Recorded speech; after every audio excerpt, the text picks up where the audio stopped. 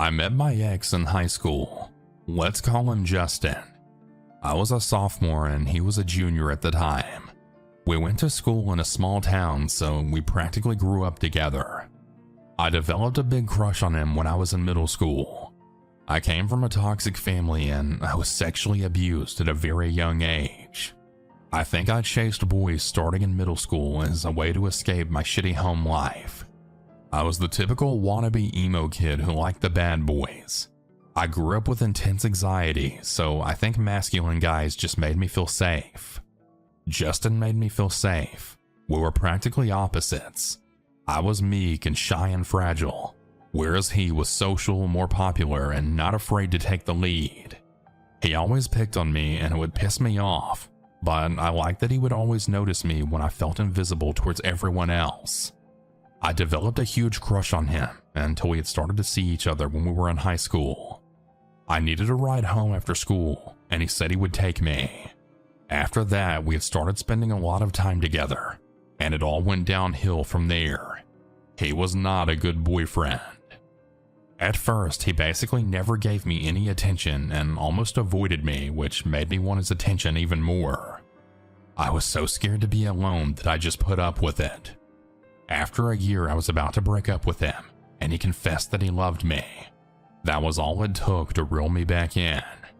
He went off to college 6 hours away, and I waited for him. When I graduated high school, I had followed him to the same college. That is when he started to isolate me. From day one of my freshman year of college, he made me sleep with him at his townhouse that his parents paid for off campus. He convinced me to stop talking to friends, my dorm mates, and even my own family. He convinced me that he was the only one I could trust. He convinced me that I was the only one who truly understood him as a person, and he threatened to kill himself anytime we had a fight and I tried to leave him. He took me back with him to a college that is closer to our hometown, and I let him. He continued to isolate me, threatening to kill himself if I left him. Anytime one of my loved ones tried to convince me he was toxic, he would just blame me and turn the argument to make it seem like I was at fault. One time, he actually tied a rope to his neck in an attempt to end his life because he felt like he couldn't live without me, and he convinced me to keep it a secret. I lost so many friends and missed out on my first year of college. I stopped spending time with family because I was convinced he was the only one who understood me. This is where the fucked up stuff happens. 2 years go by, it's 2015, and my house is raided by the cops. Well, my dad gets arrested and he's charged with taking pictures and uploading them to the dark web. My whole town discovers that he's a pedophile and he commits suicide. My family was already toxic, and yet my whole world was turned upside down even more. Out of grief, I practically lived with Justin and his family for a couple of weeks, and then a month after my dad passed, I impulsively decided to get my apartment with Justin. We only had the lease together for 2 weeks. That is all it took for me to hit my breaking point.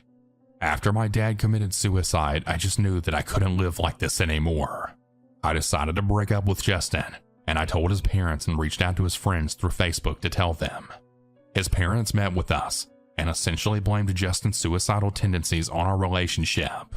They decided to not take action. The very night after we got back from dinner with his parents, I told him I was leaving him, and he went insane. He went into the bathroom and started crying and having a conversation with himself. Then he started pacing in the hallway of our apartment, mumbling to himself. It was the first time I've seen him do that. He started pushing me against the wall and took away my phone. When I went to the closet to grab my clothes, he blocked the door and then locked me in the closet. Justin and his family are also very pro-gun, and he had about 4 or 5 firearms in our apartment alone. He grabbed a Glock and continued to block me in the closet, begging me not to leave him. What happened after this is spotty. There's still a lot that I can't remember to this day, but we somehow ended up in the living room, and he's now hovering over me in the corner of the living room. He shows me that the magazine for the gun is fully loaded by taking it out and then putting it back in, and then he went out of his way to show me that the safety was off. He cocked the gun back and then pushed the gun to his head with the finger on the trigger. He was looking into my eyes at that very moment, and I was begging him to let me go, sobbing. He told me if the neighbors heard me cry, he would kill the both of us.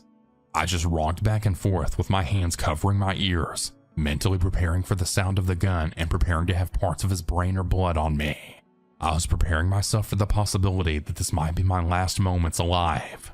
Then out of desperation, I told him I would stay. Luckily, he believed me. I convinced him that I needed to use the bathroom, and I asked if I could have my phone back. He gave it back, but he stayed outside the bathroom door and then warned me not to contact anyone. I just laughed and said, "No, I'll never do that. I'm yours forever." And when I got in the bathroom, I texted the first person I saw to call the cops. When I got out of the bathroom, I then convinced them that I really needed to go out and get cigarettes. When we stepped outside of our apartment, the cops were surrounding the property. And we were both so calm that they started marching past us until I then started shouting, "It's him! It's him!" pointing at him. They ended up putting him on suicide watch and then committing him to a mental institution for a week. I only met with them once. The caseworker left his file open at one point, and I saw that they had diagnosed him with psychosis. I lied to him again and I told him I would stay, knowing damn well I wouldn't. After all this, Justin's parents and friends actually blamed me for the incident. To this day, I will never understand how I could be the bad guy in this situation. I was only 20 years old and my father just committed suicide. At the time, calling the cops was the right situation once I realized his family and friends weren't going to take action. I was just a kid having to advocate for myself and going through grief. After all of this, he actually convinced his family and friends that I was the abusive one and that I was the manipulative one with anger issues. I moved in with my sister after this. The police confiscated all of Justin's guns and his gun license. They also informed me that he would be kicked out of the military for this. I found out through a friend that Justin's grandfather picked up all of his guns at the police station and then gave them back to him. He would show up to me and my sister's apartment multiple times, sometimes in the middle of the night. One time he showed up looking for a promise ring he gave me, even though he already told me to keep it. He told me that he needed to sell it for drug money because I got him addicted to drugs from the mental facility. He threatened to have me arrested for stealing his property. He would show up to my friends' houses, and one time tried to fight one of my friends and yelled racial slurs at him. I also started receiving death threats from anonymous numbers telling me that I should be dead like my father. I went to the cops and I managed to get him banned from myself and my sister's apartment complex. The cops told me that there wasn't really much else they could do, just to document anything that could be evidence against him. There was a time in my life where I felt very powerless. I had no resources or family. My sister grew to resent me for putting her in danger with my ex. We ended up drifting apart, and I would just continue to hang out with the wrong crowd and had a very bad string of relationships. I somehow actually stayed in college at that time, and I came very close to flunking out. He would drive past my house for years. He would show up to my work at times until I had him banned. I would receive death threats from anonymous numbers, and to this day, I'm not even sure if it was him, but I have my suspicions. I would actively reach out to hotlines for domestic abuse for advice. I moved into my own apartment in a different part of town, and I basically never left my house unless it was for class or for groceries or to go out of town. The pandemic was almost a blessing for me because it meant my safety. After graduating college, I got a job and moved away. I developed intense PTSD after the whole experience. To this day, I still get nightmares where I'm screaming until my roommates have to wake me up. I was diagnosed with severe anxiety and depression. The after effects of all this, plus the trauma from my family, have really been hard. But I'm doing everything I can to being as close to okay as I can be.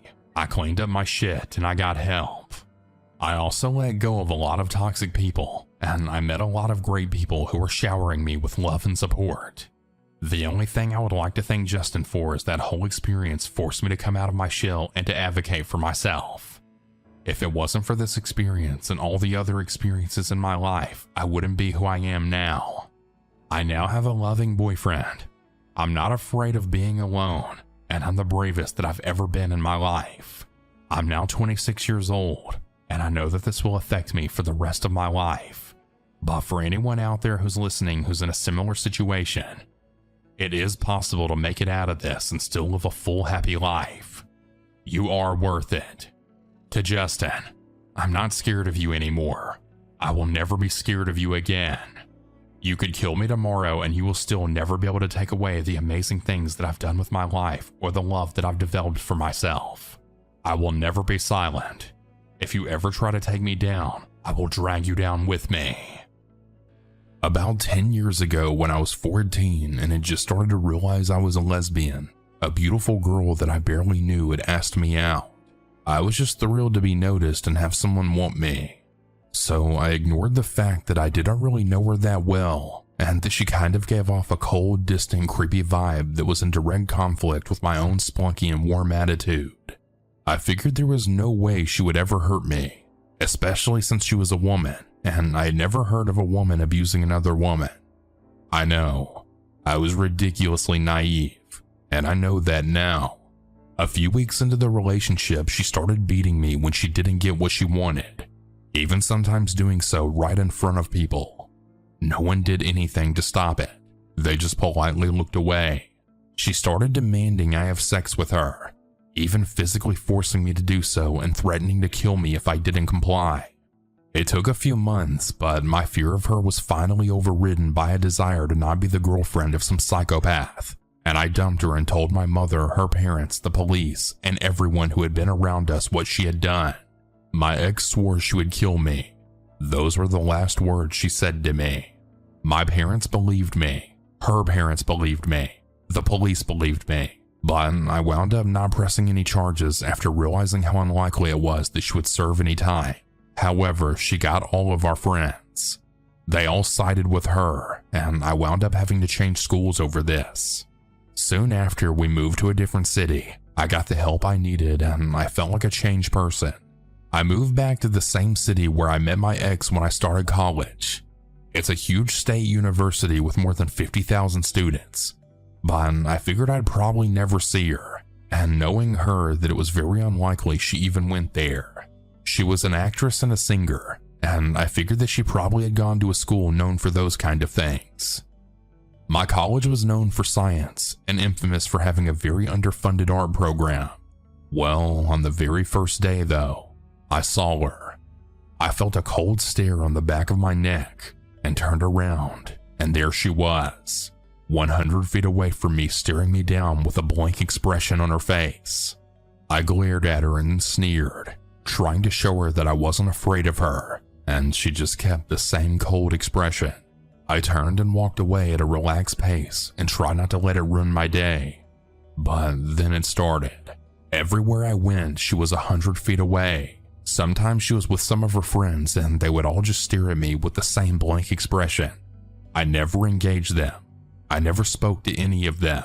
Eventually, they had even started following me when I wasn't on campus. It's gotten to the point where I can't even enjoy a day at the mall, a day with my girlfriend, a trip to the zoo, or even buy groceries without a dead-eyed girl who beat the crap out of me when I was 14, along with her weird crew staring at me. They literally look like freaky-looking zombies. It's creepy. I even catch other people giving them freaked out looks when they see them. It's been about 6 years since she started following me around. I've thought about moving or changing schools, but I know that I can't let her run my life anymore. It's starting to get creepier and creepier though. Sometimes someone knocks loudly on my door, and when I go to answer it, there's no one there. But I have this sinking feeling that it's her. Sometimes random numbers in my area code leave messages of silence for about 30 seconds on my phone, or I get sent text messages from random numbers asking, "Who is this?" I never respond to the texts or voicemails and immediately just block the numbers of the senders. I don't know what to do. I know I'm not cracking up. If I'm ever out with other people and I think I see her, I ask if they do too, and they always say yes. I want to call the cops. I want to fight back. I want to do something to prove that I'm not some pushover. But really, I just wanted to put this all behind me. That's all I've ever wanted. Update. Just a few things that I forgot to mention before I actually end this story. I'm in a graduate school now. I graduated college in 4 years. I go to a different university now in an online IT program. I only still live in the same city because my family's here. I've taken self-defense classes and I carry pepper spray around with me also. Changing where I shopped helped, and I haven't seen her in a while, but the messages still happen sometimes. If I ever see her again, I'm going to get a restraining order against her at the very least. One more update. I haven't seen this girl since I posted this, and I heard from someone else that she moved to New York City recently. I have no idea if this is true, but it feels nice not to have to stay in my house for weeks. I developed agoraphobia because of this, and I never leave my house if I don't have to. I even make people call or text me if they feel like coming over and tell me when they're close by. Luckily, my neighbors seem aware of my situation somehow, and they look out for me too. In addition, I think it's worth noting that recently my girlfriend and I had a jar of pee thrown at us when we were exiting a store. No joke. The car drove away so quickly that we weren't able to catch the license plate. I'm not sure if it's related or not, but it could have been someone who knows her. It was a white guy in a red and black van. That's all we know. So when I was 17, I didn't really hang out with very great kids, I'll admit. I never got into many bad situations and I turned out pretty well in the end, I think. But this one relationship I had was definitely a creepy one. My friend Corey and I decided that one day we would go to his friend Jay's house. Let me just say that Jay's house was actually a crappy lonesome quadplex off the side of a highway. The inside of it was disgusting, and every wall had at least 2 or 3 punch holes in them. Doors were off hinges and propped up against door frames. What little furniture they had was obviously very used. I'm not much of a judger. This doesn't bother me really. We eventually smoke and then leave. We went back to Jay's the next day. Jay's now showing obvious interest in me, and in a moment alone in the kitchen, he had asked me to be his girlfriend. I'm an idiot, so I say yes. After about 2 days of knowing this guy, I say yes. We stay a while, a group of people leave to go get food, and Jay and I are alone. He starts showing obvious signs that he wants to have sex, and though it's a bit fast for me, I reluctantly go along. I'm his girlfriend, right? He's got a pot belly. I never noticed this because he hides it. Now, this isn't bad by any means, but everybody has a type, and I personally prefer very skinny, lanky guys. He hid this with oversized clothing and a thick scruff. I'm a nice person though, and I don't let this bother me. Surely he has other nice qualities, right? Wrong. He's the one that punches all the holes in the wall. He doesn't go to school, spends all of his money on weed and food, as does his mom, and a month later he's homeless. His druggy mom literally just abandoned him and his brother and goes off on her own. I know I've made a mistake, but I'm a cowardly and helpful woman. My parents agree that he can sleep in the basement, but no sex. Perfectly fine by me. But every night for 2 weeks he would appear at my door to come to his bed, while I would whisper things about my mom and dad hearing until he would finally give up. We've been dating for like a month and a half at this point. He moves to his ex-stepdad's 40 minutes away. Every time I visit, his stepdad makes lewd comments about me, and about me and Jay having sex. There's a 6 and an 8-year-old there. They like to brag to me about how much weed they could smoke. I know that I probably should have called CPS, but forgive me. Like I said, I was a real idiot at the time. I still kind of am. On my last visit to Jay's new home, we went to Subway to eat.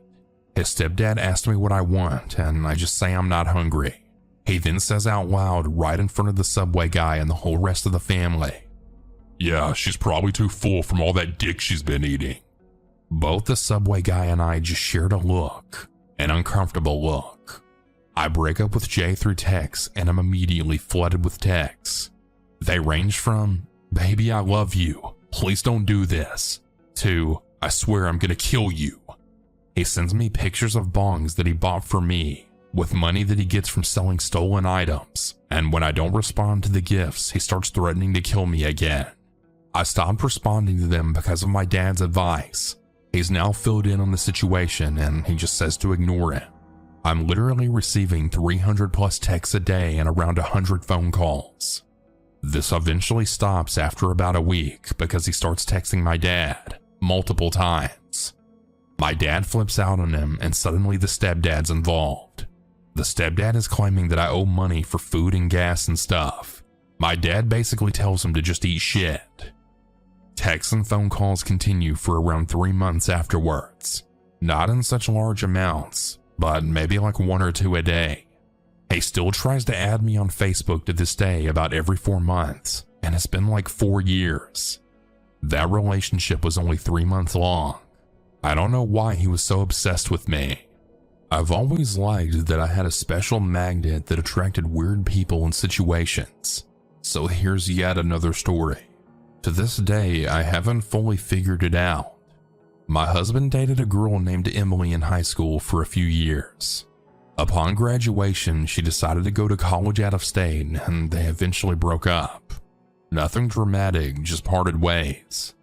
He and I met a few years later and we ended up getting married, obviously. I knew of Emily through friends as we live in a very small town and everyone thought she was really wonderful, but I had never met her, face to face or anything. About 6 months after we were married, I got a phone call on my cell phone in the middle of the night, and when I answered, it was a woman crying hysterically and ranting about how I ruined her future. How she and my husband were supposed to get married in October, and he didn't really love me, etc. I then said, who is this? And she then screamed that it was Emily, then hung up. I woke my husband up and we were both completely puzzled, as he hadn't talked to her in years at this point.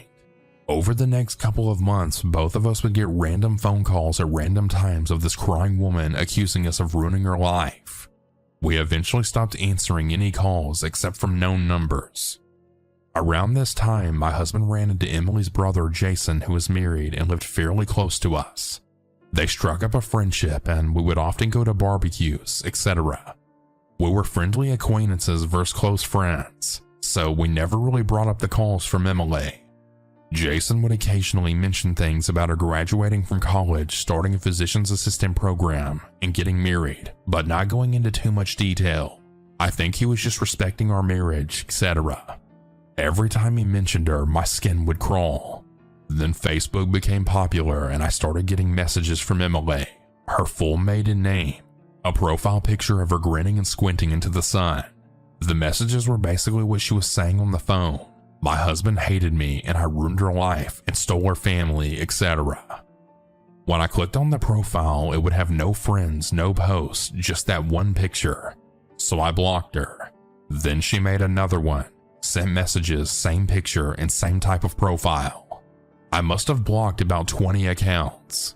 It was so frequent that I wouldn't even mention it to my husband. After a while, it was just a given. Her harassment by no means was a focal point in our life, but it was always there. Fast forward a few years, the Facebook messages coming in more infrequent. We've now had a child and are expecting another one, and Jason mentions, yay, Emily is moving back with her family. She has a husband and kid, and she's accepted a PA position in our town's major pediatric clinic. Our mutual friends were excited and were going to switch to her for their health care, but I refused. She'd probably murder my kids. I heard she was back. Mutual friends mentioned seeing her and that she's doing really great. Blah, blah, blah. Then we were at another mutual friend's daughter's birthday party, and they casually mentioned that Emily would be coming by. Literally everyone knew that my husband and her had dated in high school, so I felt I couldn't get away from her and hearing about her. The success story from our tiny town. Gag. I was such a bundle of anxiety waiting for Emily to show up. My heart was pounding. I was shaky. I felt like I needed to vomit and then diarrhea. It was terrible. Then walks in this completely normal everyday woman. She walked in with her husband, who also looked normal, as well as their daughter. She greeted my husband and I very casually, said it was nice to meet me, and continued to circulate. What the hell? This is the person who's been terrorizing us? It did not add up. The messages on Facebook continued for another 6 months or so, then they stopped. To this day, I cannot match the person on the phone and Facebook to that woman at the birthday party being the same person. I'm completely baffled. It was Black Friday of 2013. My local Best Buy always opened earlier than other stores, and Best Buy was known to have the best deals. I was searching for a new laptop for school as I'd be starting college in the spring, and Best Buy seemed like the ideal store for that. I didn't need some super advanced computer, just a system that can help me do simple tasks. Now, this was when Black Friday was peak, when companies didn't gaslight customers into thinking they lowered prices like they do now. If you've gone shopping on Black Friday these past few years, you know what I'm talking about. There were about 30 plus people already camped out in front of the Best Buy to get their hands on the best deals. It was around 5 a.m. and everyone was eager for them to open any minute. The second they did, everyone stormed the building, getting their hands on basically everything in sight. I knew I had to be fast, so I hurried to the electronics section and grabbed the cheapest laptop and headed to the register. I buy it and leave the store back out into the parking lot into my car, just wanting to go home and back to sleep. Surprisingly, the parking lot was mostly empty and there weren't many people out as I thought. As I'm getting in my car, ready to drive home, I see something unexpected that completely caught me off guard. Out in the parking lot was a young boy, maybe around 9, approaching my car. He wore a bright, oversized jacket and appeared to be cautious about something. He goes up to my car and lightly taps on my window, motioning for me to roll it down. Now, I've seen too many horror movies to be stupid enough to do that, so I roll it down just a tad to be able to talk to him. Right off the bat, he seems shaken up by something and asks me if I had any spare change for food.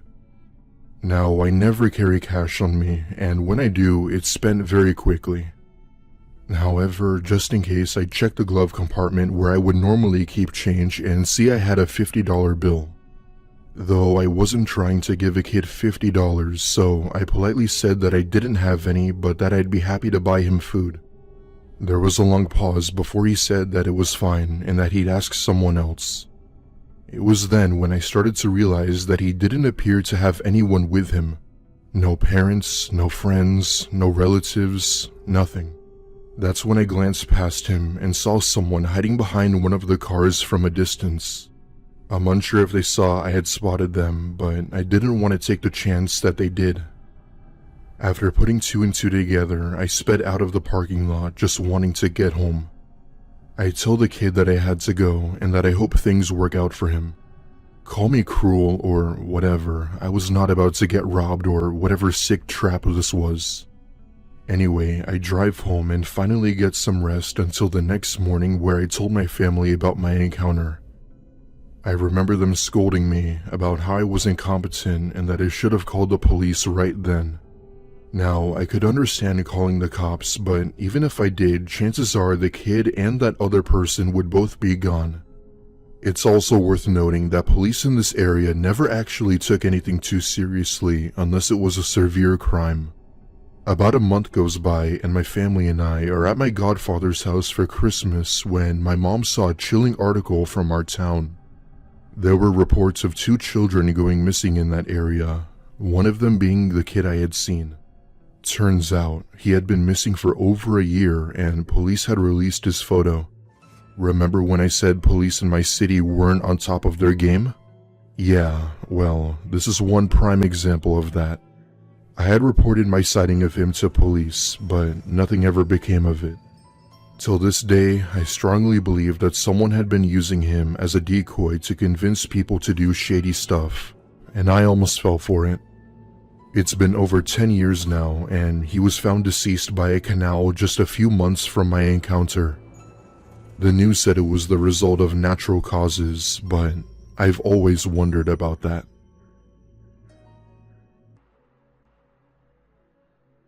My family and I live in Georgia and would sometimes visit our extended family in Virginia for the holidays. This happened in 2009, and we had been invited to stay with them for Thanksgiving for a few days. We rarely saw each other, so we wanted to spend as much time with them as possible. They lived in a rural part of Albemarle County, and their house was massive. We had other family flying in from around the US and planned on having enough food for 40 plus people. It's a very long and boring ride up there, but we get there before noon and have time to mess around and talk with them. And we, kids, start to play around in the downstairs basement playing the Wii and whatnot until it was time for dinner. Us and our cousins are down there for a good while when we get bored and decided to play hide and seek. We were always glued to the video games, so we decided to switch it up a bit and play something productive, if that made sense. We each play bubblegum to decide who would seek first. It was later decided that it would be me, and so I give everyone a minute to go hide while I counted down. Mind you, this basement was huge, so there were so many places to hide. However, the only rule was that we could only hide in the basement and not the house itself. Long story short, I count down and begin tossing the place, trying to find them any way I could. Searching rooms, under tables, behind couches, and even in the dryer. As I make my way past one of the hallways down there, I notice a large blue tarp laying on stuff in the boiler room. I remember somewhat laughing and quietly tiptoe over to the blue tarp, expecting to see one of my cousins hiding underneath it. Without hesitation, I yanked the tarp off, but did not see any of my cousins. Instead, I saw a man, maybe in his mid-30s, staring right through my soul. I watch as he puts his finger to his lips, doing a hushing sound while giving me this wicked grin. I screamed so loud that all of my cousins came out of hiding and freaked out at the sight of him. It did not take long for my dad and uncle to come down to see what was wrong. When they saw this man, they did not hesitate to tackle him. The fight was over pretty fast, with both my dad and uncle delivering several blows to his face. My uncle was able to identify him as my aunt's ex-boyfriend who had somehow found his way into the house. God only knows what he was planning on doing or why he was here. According to my aunt, she hadn't seen him in years, which only made the situation even more unsettling. He was later arrested and charged with breaking and entering. There were rumors around the family about assault taking place, but that hasn't been confirmed nor denied. I was still a kid back then, and looking back at it now, it's much more terrifying to think what he could have possibly been doing. Walmart and Target not only attract the weirdest people, but also dangerous people. This isn't the type of story to have you on the edge of your seat type of story, but man, is this something we never expected. It was Black Friday of 2013, which meant my brothers and I were going video game shopping. Video games for consoles were peak during this time, so everyone and their grandma were eager to get their hands on the new games. This was especially true with Grand Theft Auto 5, a game that was taking over the world at the time, and we were definitely not going to risk not getting it. My mom gave us each $200, which was also our Christmas present, meaning we'd pretty much have to buy our own gifts. We were approaching that age where our parents knew we no longer believed in Santa, hence why they were doing this. We started with Target, which was pretty busy, even in the morning trying to look for the game. However, most of the aisles in the store were cleared, meaning that the game was likely gone. Disappointed, but also not surprised, we walk over to the gaming section and see that it had been ransacked as well. I remember my brother yelling a "God damn it" when we see a man we had never seen before approach us. He calmly asks what was wrong, and we had just told him we were disappointed that the game we wanted was sold out. To our surprise, he introduced himself as the assistant store manager and that he actually had 2 extra games in one of the back offices. We were extremely confused as, even though he claimed to work here, he wasn't wearing anything that would resemble a manager or even an employee. Apparently, the games were originally on hold, and I guess the person who wanted it never came to get them. He tells for us boys to go with him to the back so that he could get them for us. Mind you, we were both 14 at the time, so we didn't even question him or think twice about it. We follow him to the back of the store where he opens the door to a room with a desk and computer. He grabs a plastic bag off the desk and hands us each a copy of the game we've been after. Then he tells us to go pay up front, and we gladly do. At this point, we were both thrilled and thought we had lucked out by the manager. We bought the games and left the store with smiles on our faces, talking about how we were the luckiest people alive. Before calling our mom to come pick us up, my brother suggested we go over to another store to look at some more stuff. We go over to another store, but don't end up buying anything as we were low on money. With nothing to do, we then call our mom to come pick us up, and she arrives within a few minutes as she was already close by. We get home and are immediately eager to play our games. I let my brother go first, and I watch as he unwraps the plastic film of the case. However, what happened next was something that shocked us both. My brother was expecting to see a game disc, but instead saw a flattened plastic Ziploc bag folded in where the disc was supposed to be. He takes it out, and inside the bag was what appeared to be a yellowish substance in the form of powder. Out of curiosity, my brother opens the bag and instantly starts coughing hysterically. I scream for my mom as I try to sit him upright to get him to relax. This utterly terrified me because it wasn't the normal cough you'd hear. His were more severe, and he was wheezing as if he were gasping for air. My mom storms into the living room in a panic and tells me to call 911 while she proceeded to perform CPR.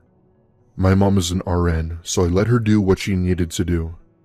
It didn't take long for an ambulance to arrive and get my brother moving. By the time they got here, my brother was pale as a ghost with major discoloration. Just to be safe, I opened my game and sure enough, there was another small bag in it containing the same thing. I didn't even dream of touching it and just let the police deal with it. My brother was rushed to the hospital where he was treated for toxic fumes and would survive.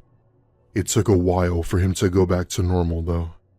For weeks after, he had been coughing here and there as well as having blurry vision until it eventually went away. As it turns out, that so-called manager at Target was no manager after all. He was a local druggie impersonating a store worker to try and get rid of whatever he gave us. He must have thought that giving it to unsuspecting teens would be the best way to go about it. How he managed to impersonate a store employee without getting caught is anyone's guess. Police say that he couldn't have been there long as someone would have noticed. My brother is doing fine now and has just graduated college with his bachelor's in pre-med. As for the employee imposter, I have no idea what happened to him. I don't know if he was ever caught, locked in prison, died in a car crash, or is still out there. I'd like to think that he was thrown in jail, but something tells me otherwise.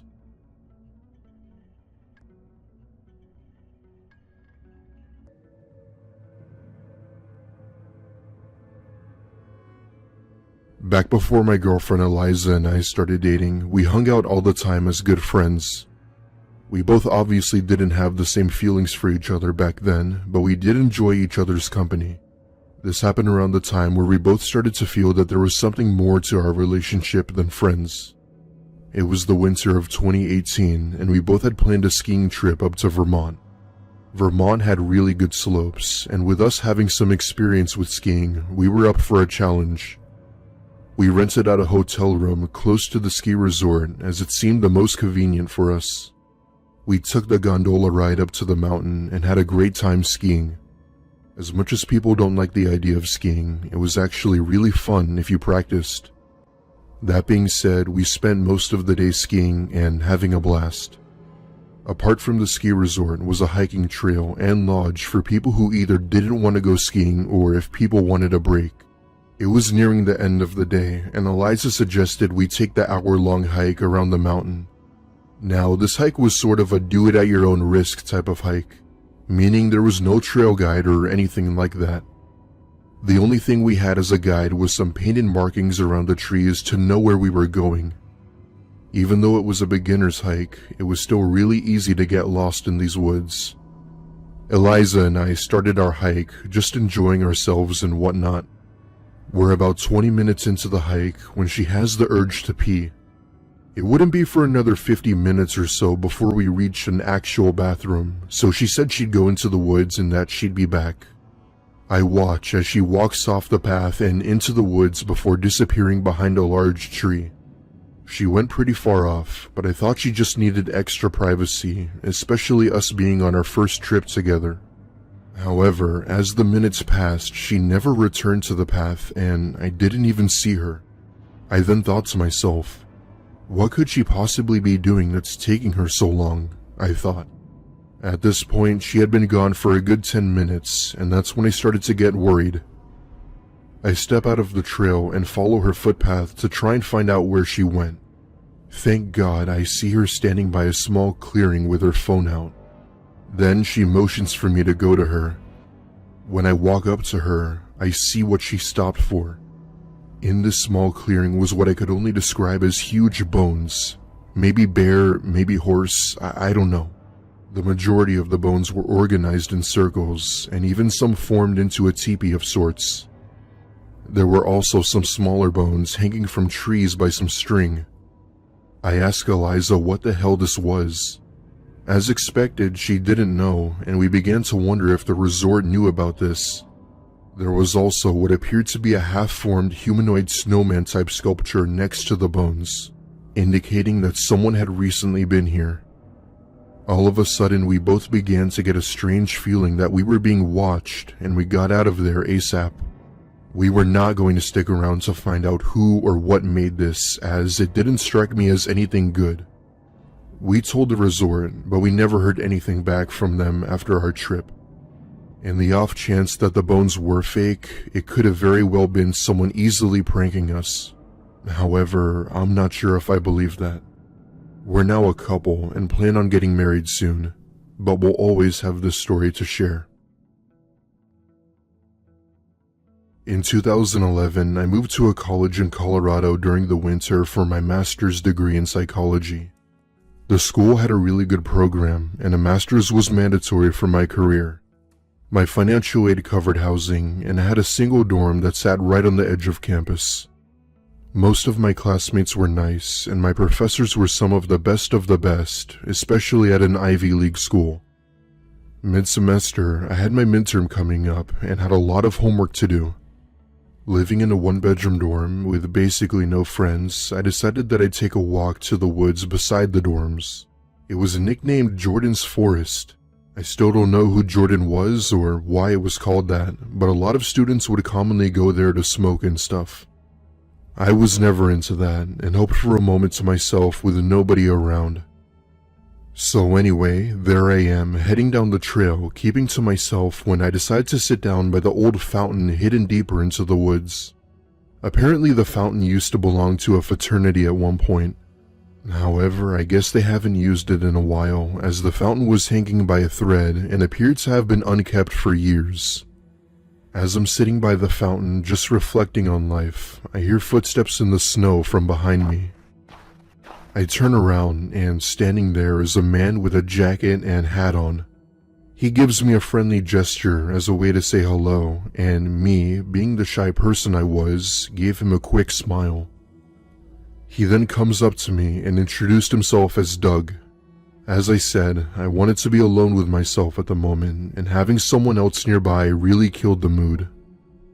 However, I didn't want to come off as rude, so I tell him my name and went on my phone to act busy. Right away, something seemed off about him, and he didn't exactly look like a college student. If I had to guess, I'd say he had to be in his late 30s or maybe early 40s. He proceeds to sit down beside me while keeping a short distance before saying, "So, is this your first time on campus?" he said. "Yeah, I just started my master's," I said. He looks at me with a smirk and says, "Oh, I see. Well, you'll love it here. You seem so young and bright. You do fine." I thank him for the compliment and tend to my phone to try and talk to him the least I could, hoping he'd get the hint. After some minor small talk, I finally say it's getting colder and that I was gonna head back to my dorm. As I'm walking away, I could just feel his eyes glued to the back of me, and the minute I turned around, I saw him staring at me. It wasn't until then where I started walking a little faster, hoping he wasn't following me. When I created a safe enough distance, I checked behind me once more and didn't see him. I breathed a sigh of relief and entered my dorm to continue studying for my midterm. However, as I was studying, I couldn't stop thinking about that man. I'm not one to be judgmental or anything, but he didn't strike me as a student at all. I'm not saying older people don't go back to school, they do, but there was indeed something off about him. I studied for another 2 hours or so when I decide to call it there and settle in for the night. I freshen up in the shower when my friend from my homestay calls me via FaceTime. This is someone who I haven't spoken to in weeks, so I step out of the shower with my robe on and gladly answer it. She was mentioning about how she got a new job and how she just moved in with her boyfriend. Basically a bunch of life stuff. We're talking on the phone for a good hour or so when I decide to lean my phone against some books so the camera is on me. She continues her story and such when she suddenly stops mid-sentence and looks at me strangely. When I ask her what was wrong, she says that there's someone looking into my room from the window. My blood ran cold and I turn around and see what I can only describe as Doug peeking through my window. The second he spots me, he ducks down out of view. I begin telling my friend that I had met this man earlier and didn't know who he was. She recommended I call campus security, and I did just that. I even had my friend still on the phone with me as a way to make me feel like I was with someone. As I'm on the phone with security, I hear my doorknob start to move and someone trying to open it. Thankfully it was locked, but I'll never forget the voice Doug made while trying to open my door. It was this low and gravelly voice, telling me that he could easily break this door down with one kick. I'll admit, I started to shed tears right then, just wanting security to get here. When they did, they had arrived with the police who then placed him under arrest. Turns out Doug had actually been a student here once and has since been homeless for over 5 years. His girlfriend died while they were both in school and had chose to live near campus as a way to cope, as this was the last memory of her and him together. I will say I did feel some sympathy for him, but I couldn't allow him to continue what he did to me to others. Up until recently, he was released from prison for good behavior, and the university has since banned him from being on campus grounds. I graduated with honors a year later, and I haven't returned to campus since.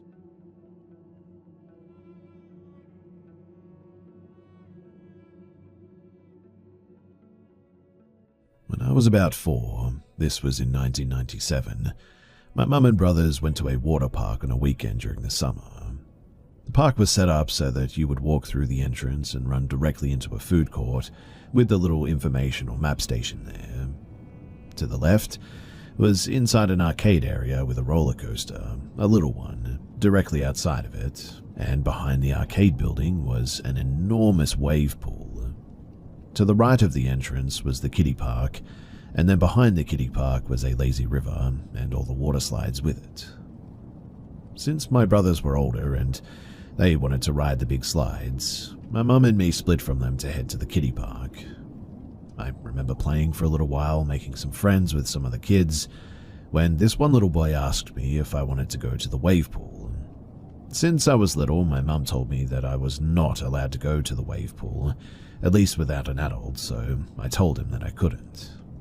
He then said that it's not a problem. My dad is already waiting for us, and he's already told my mum that he was going to watch us. Well, being a dumb kid and marveling at the wave pool since we got there, I was pretty much sold and followed him over there. My mum probably didn't notice at the time because the lawn chair that she was sitting in around the kiddie pool was being blocked by little kid slides and billions of other little children. But we headed to the wave pool and met the kid's dad. He immediately took my hand and guided me into the wave pool. I remember only being there for like 2 minutes tops until he picked me up and carried me back out of the pool. I don't think that I even asked where we were going, but I assumed the food court because that's where we were headed. I then remember reaching the entrance gates and a lifeguard approached us and asked if my name was so-and-so, and I said yes, and started crying because I guess I thought that I was in trouble. The lifeguard then grabs me from the dude, and I see my mum running up, sobbing. Years later, we're revisiting this story, and she tells me that she noticed that I was missing pretty quickly and told a lifeguard to close off the entrance to the park. I was wearing a yellow bathing suit with pink flowers on it and 2 yellow ribbons in my hair, so the description gave me away instantly when the man was carrying me out, that is. I asked my mum about the kid, and she had no idea what I was talking about. She said that it was just the singular man, and apparently he ran to his car in the parking lot as soon as the lifeguard took me out of his arms. In other words, there was no kid with him.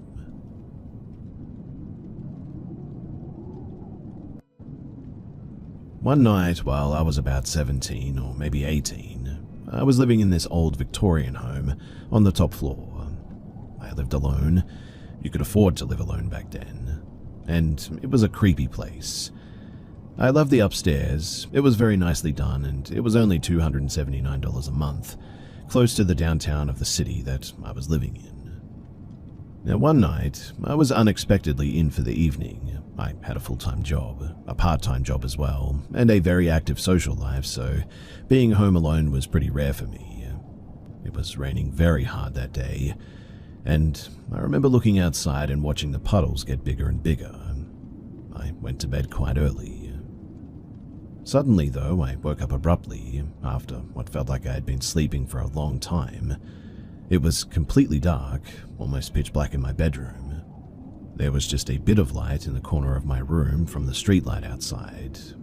I looked at my digital bedside clock. I had only been asleep for 5 minutes at the most, though. I kind of got chills then, and I heard what I can only describe as like a hissing sound. I looked up to the ceiling of my bedroom, and there was a black blob-like form that was just moving and changing size and slowly making its way to me. By the time the realization that it was coming to me hit me, I became unable to move my limbs, my body. I could not talk or scream. I just laid there, unable to do anything but watch it get closer to me. When it reached me, it just kind of settled on me. I could feel its weight. I couldn't close my eyes. I so desperately wanted to, but I just couldn't. The terror that I felt cannot be described, though.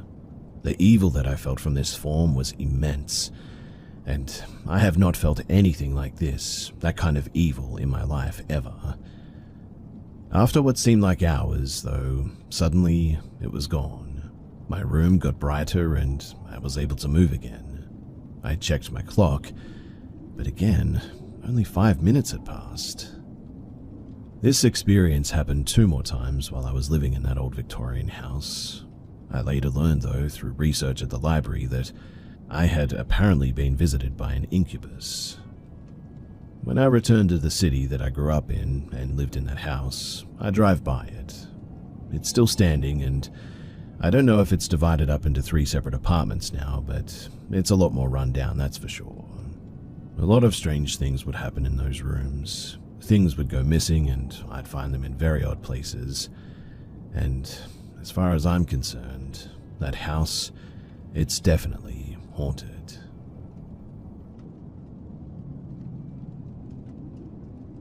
I was traveling with some friends on some 4x4 trails in southern Idaho. We were camping out one night, singing music around a campfire for quite a while, and my friends decided to go to bed eventually. My ex and I stayed up a little bit longer, hanging out around the fire and just enjoying the atmosphere. Then suddenly, everything just got dead silent, like the world got put on mute.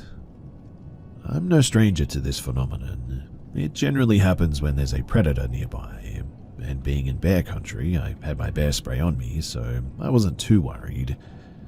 My ex and I continued to enjoy the fire, though, until we heard someone way off in the distance say, "honey," 3 times. You could tell it was far away, but it also had the sound of a whisper rather than a yell, an almost questioning tone, like it was a woman calling out for her husband. My friend peeked out of his rooftop tent and asked if we were the ones calling out, but we weren't. The weirdest thing, though, is that it just didn't sound right. Like more so something that sounds like a woman calling out honey, but not actually a human woman. I couldn't put my finger on what it was, but the more rational side of us decided that it may have been a hiker or something. The moon was full, so the idea of a couple hiking at night, especially since we weren't too far from the nearest town, wasn't too unlikely, I guess. My friend and his girlfriend, they decided to rejoin us for a little bit, and they also commented on the lack of wildlife sounds. We sat for a few more minutes before, again, hearing that honey sound. My friend agreed that it didn't sound right at all. He called out hello just in case there was some poor lost woman somewhere, but nothing responded. A few minutes later, we heard the same call, but from the complete opposite direction. With how far it sounded, there is just no way some lost hiker could have circled all the way around our camp that quickly. We lit up our floodlights, and we quickly booked it out of the area, and ended up cutting our overland trip very short. I still have no idea who or what made those noises, and it really still creeps me the heck out. Honestly, too, I'm really not sure if I'll be traveling to southern Idaho ever again. Now, I know that this sounds fantastical and wild, and honestly, I couldn't disagree. This is in fairly remote backcountry, West Virginia, which is known for being old and haunted. It was experienced entirely by the two of us, but the worst parts by all four. This led to all four of us at some point battling personal issues in our lives that I believe stemmed directly from this encounter. The following is, at least to my memory and what I've been able to corroborate with the other people that were there, 100% accurate and true. So when I was 17, 2004, we had a bad experience camping near haunted train tunnels and sites of sudden tragic death. The history of the immediate 1 square mile area is that mother and son drowning in the creek nearby, drug dealers killed in state police shootout at a nearby hunting cabin, and many years before, cheap laborers had been killed building this double set of train tunnels. They were actually buried in a long-forgotten little graveyard nearby the tunnels that has since been found and restored. We decided to go camping before graduation as a friend group of 4, just to do something one last time before we all went our separate ways in life. This is a private property on the backside of a big hill around which the creek flows in a huge several-mile-long bend. A camp set up and fire going. Shortly after nightfall, my cousin and I sat back on the creek bed, maybe 20 yards away from the camp spotlight, fish in the water. We then began to hear a sort of, rhythmic sloshing sound. A slosh of what sounded like somebody wading through the water, maybe halfway up to their shin deep. So we shined the light around upstream, and we then spotted symmetrically and rhythmically consistent disturbances made by what looked and sounded like invisible feet or legs sloshing toward us. When we would turn our spotlights off, it would start again. It would then stop when illuminated, and whatever it was definitely reacting to us. And this was the first ice bucket stomach clench moment we knew that this was not fish and could not rationalize what was actually happening. This scared us pretty badly, but we decided best to be kept to ourselves and join the others gathered at the fire suddenly.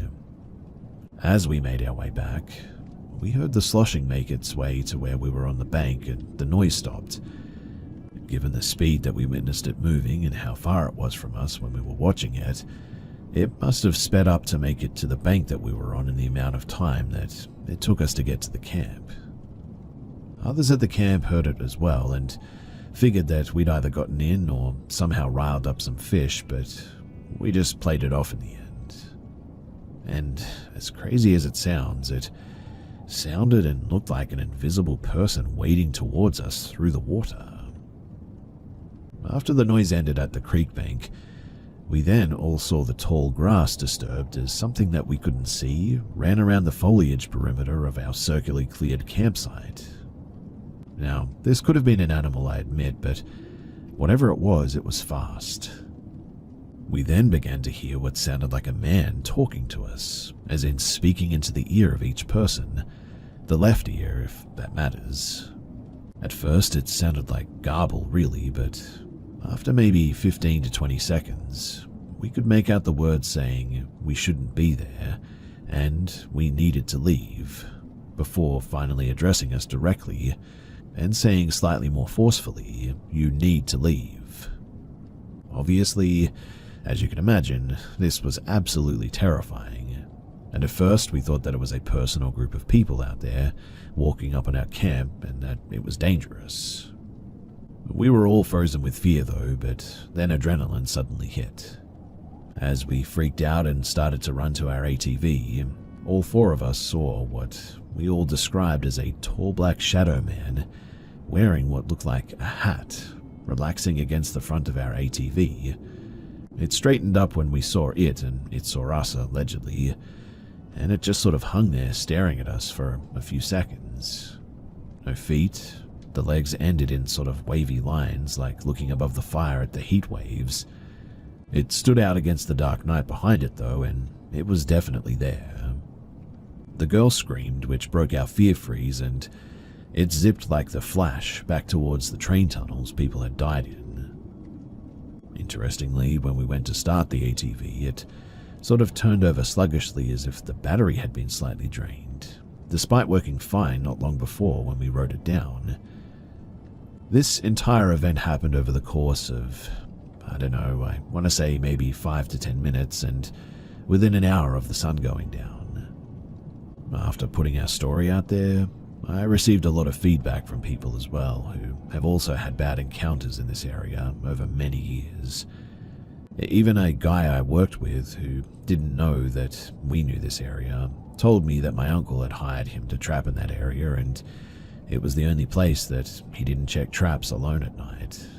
He said that it was almost like the animals leave the place at night and it was completely quiet out there. No less than a month later, my uncle who owns the property was up on the hill raccoon hunting at night with a dog. At some point the dog was on a rock face up above him and actually knocked a large rock loose that fell and struck my uncle in the side of the neck. This understandably messed him up pretty bad and paralyzed almost his entire body, but he still had limited functionality on his left side. We could never figure out how he got himself back to his ATV and turned it over and drove himself out of there because, really, he just wasn't capable of that anymore. It wasn't until probably maybe 2 or 3 years later, around Halloween, when my story makes its rounds on the local Facebook groups, that my uncle texted my mother out of the blue. You have no reason to believe my uncle's character reference, but honestly, he is a salt-of-the-earth, hunting, farming, working sort of man. Even working past his retirement as a millionaire. He's honest, funny, and just incredibly a stand-up guy. He is easygoing, but also no nonsense for sure. In his text to my mother, though, he said, "I've never told anybody this before, and I probably won't again. But the man in the hat that the kids saw at the creek that night helped pick me up off the ground and put me back on the ATV and turned me around." Until I heard that, I had always assumed that the Shadow Man was the one who was trying to scare us out of there, but thinking back on it, maybe he was the one whispering to us, telling us that we needed to leave and possibly avoid something scarier and more dangerous. Although I honestly have no idea what could have been scarier than that. Here and talk about my house and some of the weird stuff that's been going on recently in it. I've lived in this house alone for about 5 years now, I would say. Nothing really noteworthy happened until 2021, and it really wasn't anything crazy. Like small stuff. My garage door would be open when I thought that I'd closed it. The sink is running, cupboards open, etc. I started noticing other stuff happening around that time as well, though. I would think that I'd hear footsteps around my house, but it was always something that I thought that I could play off as just being tired since my work full-time along with college and all that. It didn't happen all too often as well, so I didn't really worry too much about it. But it started to become more frequent as years have gone by, and recently a few things have happened that have definitely got me pretty spooked, to the point that I've stayed at a friend's house because of them. I'll share them now, but I'm really not sure what I want out of this. Maybe some clarity or something, or some advice on what to do, but yeah, here's what happened. So the first thing that happened was around August of 2024. I was sitting in my office room doing some homework and playing some music. I started to hear what I thought sounded like a woman at my door. Now, I note, my next door neighbor is a single mother and she goes on walks past my house literally every night. Figuring that she might be at my door asking for something, I open the door, only to find no one there. I close the door and sit back down, and over the next week or so, I started hearing what I thought was a woman talking just out of earshot. I would think that it was my TVs, but I keep them off when I'm not using them. I was pretty stumped and frustrated over it as well. It all built up too as well to one night where I'm laying in bed and I hear this same voice, lady just out of earshot, talking at my bedroom door. Tired and creeped out, I jumped out of bed to check, only to find when opening my door, nobody was there. It chilled me enough to where goosebumps formed. I locked my bedroom door, which I never do, and got back into bed. Maybe 5 minutes later, it started happening again. I got back up and literally screamed, "Leave me alone," packed a bag, and I ended up spending the night at a friend's house a little ways down the street, and it hasn't happened since. The next incident happened about a month ago. Doing homework in my room, all of a sudden my home phone starts ringing. Problem is that I haven't had a phone connected since the hurricane swept through Florida, and have had no reason to put it back in. I quickly jumped out of my bed, shuffled out to check the phone, and sure enough, it's ringing at me. I picked it up and it immediately died. I have absolutely no clue how this could have rung as well, unless the phone battery is jacked up or something. Since then, I've thrown the phone away because, to heck with that, right? Now, this next one is the one that made me want to come on here and talk about my experience thus far. This happened about a week ago. So, I have a boxer puppy who turns 1 on Saturday, by the way, who is usually pretty relaxed. I've never seen him frightened because, frankly, he just doesn't even know what's going on half the time. It's probably about 1 or 2 in the morning. I'm chilling in my kitchen. Knox is laying next to me, probably wanting my food. Eventually, he walks away, and as I finally indulge into said food, he stops about 6 feet from my garage door and starts growling, like tail up, looking like he's going to bite someone, kind of growl. Mind you, I've never seen him growl like this, not once, so I was a little bit freaked out from the get-go, to say the least. I try calling him back over, but he is absolutely dialed into whatever he's growling at. I start walking over slowly to him. I turn the corner to look at my door, and it literally slams. It sounds like a giant object slammed right into my door, loud as anything. My dog jumps back and runs to go hide in my room. I, on the other hand, open my door, run into my garage to see if someone had tried to break in, only to see that everything was perfectly quiet. The door was fine too. Needless to say, I grabbed the dog up and we drove to stay at my friend's house for the night again after that. Since then too, I've been on edge the past week being at my own home. It feels like I have to watch my back constantly now because something just might happen. I'm losing sleep over this, and honestly, I really just don't know what to do at this point.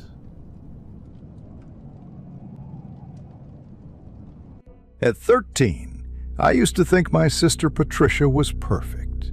She was 17, popular, had a ton of friends, and had this boyfriend Jake, who everyone thought was really cool. I wanted to be like her when I got to high school. Then Jake dumped her. I heard them fighting out in the driveway. He yelled something about some Zoe having a better figure and Patricia letting herself go. She came inside crying so hard she could barely breathe. That night, she ate very little at dinner. When Mom asked if she's feeling okay, she shrugged, saying she just needs to sleep. But around midnight, I could hear her in the washroom, puking. After that, it started happening more often. Patricia would eat dinner with us, but moments later, she'll go up and puke it all out. One time I asked her if she's having any health issues. She strictly warned me to stay out of her life. I told Mom, but she said we should all give Patricia some space. The breakup had upset her, and it takes time when you are young to cope up with a heartbreak. I wish Mom took all this more seriously. One night, I was up late working on this science project I had to finish by morning. Taking a small break, I stepped downstairs to grab a snack when I heard whispers from the basement. The voice sounded like my sister's. The basement door was cracked open. I could see candlelight flickering. I pushed it and looked down the steps. Patricia was kneeling on the concrete with candles all around her in a circle. Her face looked like straight out of a horror movie. She had drawn an upside-down cross on her face with a black marker.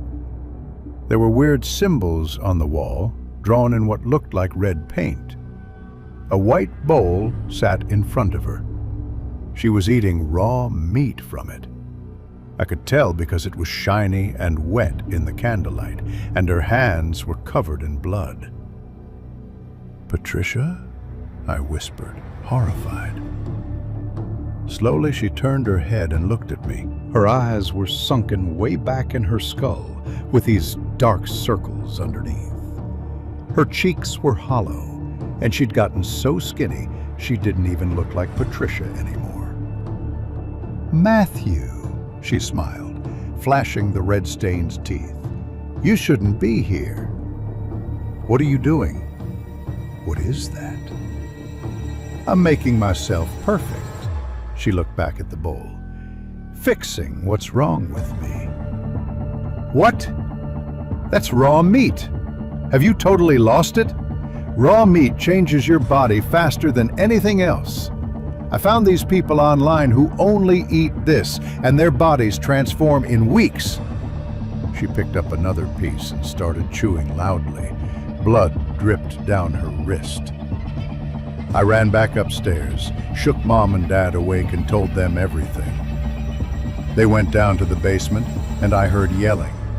They dragged Patricia upstairs. She fought them the whole way, trying to get back down there. Dad had to physically carry her while she clawed at his arms and face. "Let me go! I'm not finished. I have to finish the ritual." They locked her in her bedroom. I could hear her slamming herself against the door, sobbing and begging them to let her complete it. Mom called a crisis hotline. The hotline staff advised us to bring her to the hospital first thing in the morning. I tried going back to sleep, but couldn't. Around 3 a.m., my door flew open so hard it hit the wall. Patricia stood in the doorway. She'd somehow gotten out. The light from my window caught her eyes, and they looked completely insane. "You told them," she hissed. "You ruined everything." "Patricia, listen. You're sick. You need help. I need to be perfect." She lunged at my bed, and that's when I saw the knife in her hand, one of the big ones from Mom's kitchen. "You're trying to stop me from being perfect." I threw myself off the bed just as the knife came down. It ripped through my pillow, through the sheets, and right into the mattress. "Patricia, please stop!" She came at me again. I tried to block her, but the blade cut into my forearm. The pain was instant and horrible. I screamed. Blood started pouring out, running down my arm, dripping onto the carpet. "You ruined it! She was sobbing now, raising the knife again. "They're going to send me away. I'll never finish and be good enough." The door crashed open. Dad tackled Patricia from the side. They both hit the floor hard. The knife skidded under my dresser. Mom was screaming, running to me, and pressed a cloth against my arm. Dad was trying to hold Patricia down, but she kept fighting, scratching and biting. It took 2 paramedics and a police officer to restrain her. They had to sedate her right there on my bedroom floor. Even after the shot kicked in and her body went limp, her lips kept chanting those weird words from the basement. I needed 12 stitches. The scar is thick and raised. It runs from my elbow halfway down to my wrist. Patricia's been in a psychiatric hospital for 2 months now. The doctors told us she had a complete psychotic break. The breakup triggered insecurities, and she spiraled into extreme body dysmorphia. That forum she found was a pro-anorexia site mixed with occult rituals. It was convincing vulnerable girls that starving themselves and performing these ceremonies would make them perfect. She'd been eating nothing but raw chicken and beef for weeks. The doctor said another few days, and the malnutrition or food poisoning would have killed her. Mom cries constantly. Dad barely talks anymore. I visit Patricia sometimes, but she doesn't recognize me. She just stares at the walls and whispers about perfection. Jake's still with Zoe. They post happy couple photos on Instagram like nothing happened. Like his words didn't destroy my sister's entire life. The doctors say Patricia might get better eventually, but she won't be the same person again.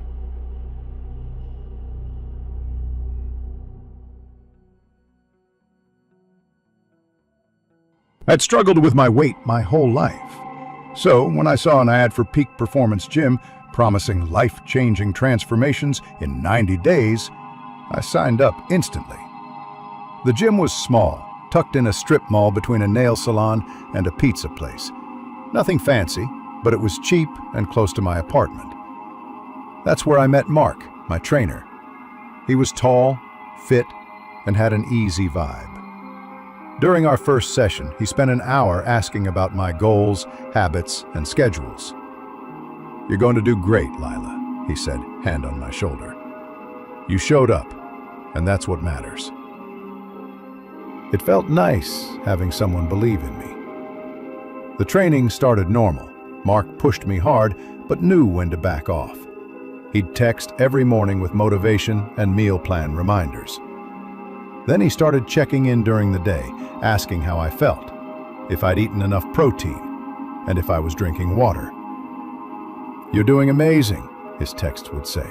"I'm so proud of you." After 2 weeks, I'd lost 5 pounds. After a month, 10. I was seeing results, and Mark was always there. But the compliments shifted. Great form became, "You look really good in those leggings." Nice work turned into, "You have no idea how beautiful you are." He also started training me later, when fewer people were around. "We can focus better without distractions," he said. Then, one night, he pulled out a container of pills during our session. "Special supplements," he said. "I don't give these to everyone, but you're ready for the next level. They'll speed up fat loss, boost metabolism. You'll see results twice as fast." I hesitated. "What's in them?" "It's totally herbal and safe. I take them myself," he smiled.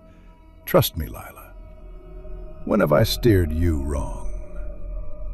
I took the bottle home and started taking it the way he'd told me. Mark was a professional. He cared about me. Why would he give me something bad? Within a week, I felt light. A bit jittery at times, but I really felt energized. Then, 2 nights later, I was finishing a late session. It was almost 10 p.m. and the gym was empty except for us. Mark had convinced me to stay late for one final push before your weigh-in tomorrow. "I have something new for you," he said, pulling out a purple sports drink. Metabolism booster. You drink it before bed, it works while you sleep. Burns fat overnight. Really? But I think I'm doing just fine with those supplements you've... Lila. His voice went slightly cold. Do you want results or not? I'm giving you premium supplements that cost hundreds of dollars for free. The least you can do is trust my expertise. Guilt crashed over me. He'd been so good to me, spent so much time. I was being ungrateful. Okay, sorry. That's my girl. Drink up. I took the bottle and sipped. It tasted wrong, bitter underneath the fake grape flavor. I drank about half before my head got heavy. Mark, I feel weird. That's normal. Blood sugar's probably low. Come, sit down. He guided me toward the mats in the back corner, away from the windows and the front desk. My vision was blurry. The lights seemed to pulse. Just lie back and relax, Mark said. His voice sounded far away. We'll do some stretches. This helps the supplement absorb. I tried to sit up, but my arms felt like lead. I think I need to go home. Shh, it's okay. Close your eyes. I've got you. His hand was on my ankle, moving up my calf. The touch felt wrong. Mark, stop! You're so tense. Just relax, Lila. I tried to push his hand away, but could barely move. My body wasn't working. I couldn't even scream. Mark was leaning closer. His hands were all over me. My eyes were nearly closed when suddenly I heard a bang, like someone had kicked a door open. There were heavy footsteps of several people. Don't move! Step away from her now! Everything happened fast. Mark jumped back, hands up. 2 cops rushed over. A woman from the gym was with them with her phone out. I got it all, officer. The drink, everything he said, how he touched her. A female officer knelt next to me. Can you hear me? We're getting help. The ambulance came. They ran tests and found rohypnol in the drink, the date rape drug. The supplements were dangerous stimulants that had been messing up my system for weeks. The woman who saved me was Rachel. She'd been at the gym for 3 months and noticed Mark's pattern. She'd been documenting everything and had followed me that night because she had a bad feeling. I should have said something sooner, Rachel told me at the hospital. I wasn't sure. Didn't want to cause trouble if I was wrong. But when I saw him pull out that drink, "You saved my life," I said. Mark got arrested that night. The investigation found 5 other women he'd assaulted over 2 years. Women who were too ashamed or scared to say anything. Women who thought they were the only ones, that maybe they misread things, that maybe they deserved it. I pressed charges. 3 of the others did too, once they knew they weren't alone. Mark got 12 years. That was 6 months ago. I still go to therapy twice a week. I work out at home now. Had to get a new phone number because I couldn't look at those old texts without feeling sick. Some nights, I still wake up tasting that purple drink, feeling his hand on my body and hearing him mumble, "Trust me." I don't know what the takeaway is supposed to be. Don't trust trainers. Don't try to be the right shape. Be paranoid about everyone. All I know is, some woman paid attention when I didn't. She noticed things I missed because I wanted so badly to believe in illusion. I don't have nightmares about what happened. I have nightmares about what almost happened. And that's worse somehow. At 23, my life was pretty ordinary. I had a decent job, good friends, and Holly, my poodle, who thought I hung the moon. I was around 200 pounds. Some days I felt fine about it, other days not so much. Then my sister got engaged and asked me to be her maid of honor. The wedding was in 6 months, and I wanted to look good in the photos, so I decided to start small. Morning walks with Holly before work. That winter morning was my 3rd try. The first 2 times I gave up after 10 minutes, but this time felt different. The frost made everything look clean. Holly walked next to me, her leash jingling, and for the first time in a while I felt relaxed. We'd been out maybe 20 minutes when I saw some guy near an adjacent alley to the sidewalk. He was crouched by a fire in a metal drum. The flames made his face look strange and waxy. His clothes were torn and filthy, hanging off him like rags. I thought of turning around, but then shrugged it off and told myself I was being paranoid. He was probably some homeless guy trying to stay warm. My next thought was to walk past him before he noticed me. But as I took a couple of steps, he looked up. His mouth stretched into a slow, wide grin. His yellow teeth were illuminated by the firelight. "Morning," he said, voice rough and oddly cheerful. I nodded and tried to walk past quickly, pulling Holly closer. But he stood up and blocked the sidewalk. "That's a nice dog." He stepped toward us. "Real nice. What's its name?" Holly started growling low in her throat, sensing a threat. "We have to go," I said, trying to move around him. He moved with me. Then he reached for Holly. "Let me see her." "No, He grabbed Holly's leash and yanked it out of my hand. Holly yelped and tried to back away, but he pulled her toward him and then toward the fire. "Hey! Stop! What are you doing?" He laughed, this dry, rasping sound. "What a perfect meal. Gonna roast you slow and crispy. Been hungry for days." He picked Holly up by her scruff. She was snarling now, snapping at his hands. Her legs were thrashing wildly. He held her over the flames, and I could see the heat starting to singe her fur. I screamed and rushed at him. Holly twisted and bit down hard on his wrist. He dropped her, screaming in pain. I didn't think. I just kicked him in the shin as hard as I could, scooped Holly up, and ran. "You witch!" His voice echoed behind me. I heard his footsteps, heavy boots pounding the pavement. He was coming after me. "You can't outrun me, girl!" His voice was getting closer. "Look at you!" "You're already slowing down." He was right. My lungs were burning after half a block. My legs felt like they weighed a ton. Holly was shaking in my arms, whimpering. My house was 3 blocks away. I wasn't going to make it. But I kept going anyway. I had to. If I stopped, he'd take Holly and throw her in that fire. I saw a pile of construction gravel on the corner. Without thinking, I grabbed a handful of rocks and hurled them behind me. I heard him curse as one hit. It bought me maybe 5 seconds to catch my breath. 1 block down. My vision was going spotty. My chest felt like it was being crushed.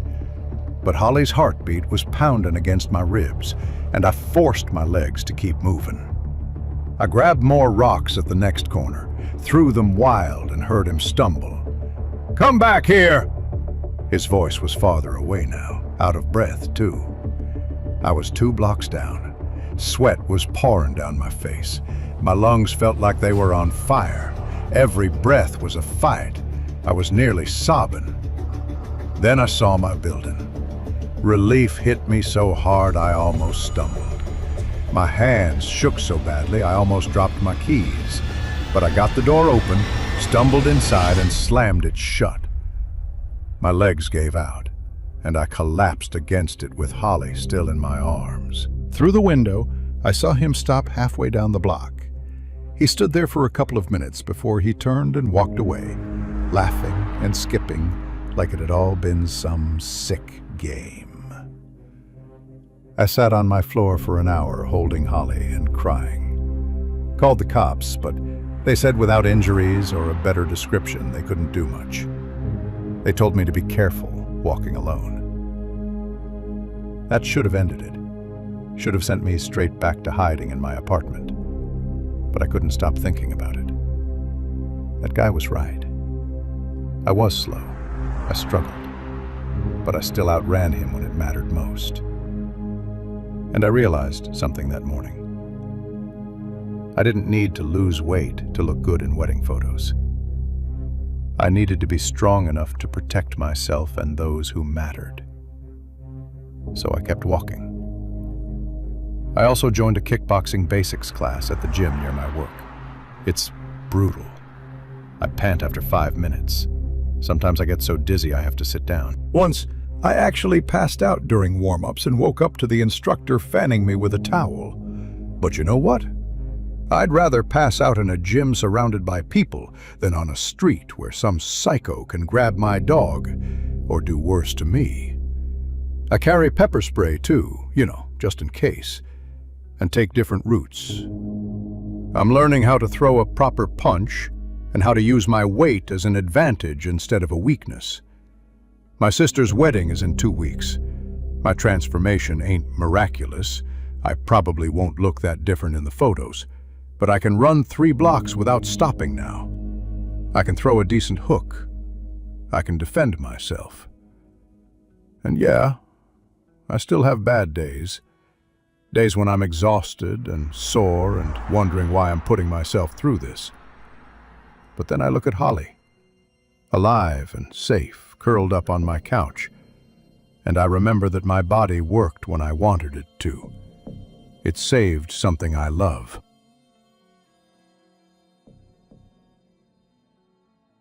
Albuquerque, New Mexico. I was heading to a friend's house off campus that evening, just after sundown. She texted me directions, but something must have been off because the further I drove, the worse the streets started to look around me. The shops turned to boarded up windows, the graffiti got thicker, and every person on the sidewalk seemed to be watching my car instead of minding their own business. And that's when I realized that I'd wandered into the war zone off Central. I just needed a place to turn around. I spotted this old apartment complex with flickering floodlights and pulled in, easing through the lot while a few kids darted between cars chasing a deflated soccer ball. I was rolling pretty slow, trying not to hit anybody, when this guy came out of nowhere like he'd almost been waiting for me. He was a walking stereotype. Shaved head, locks, Ben Davis shirt, long dicky shorts, white tube socks pulled high, threw up a hand and shouted, "Yo, stop." I hit the brakes, heart pounding already. I had my phone in one hand ready to fake call. My other hand was resting near the gear shifter just in case I needed to bolt. But I couldn't just floor it, not with those kids running around in the parking lot.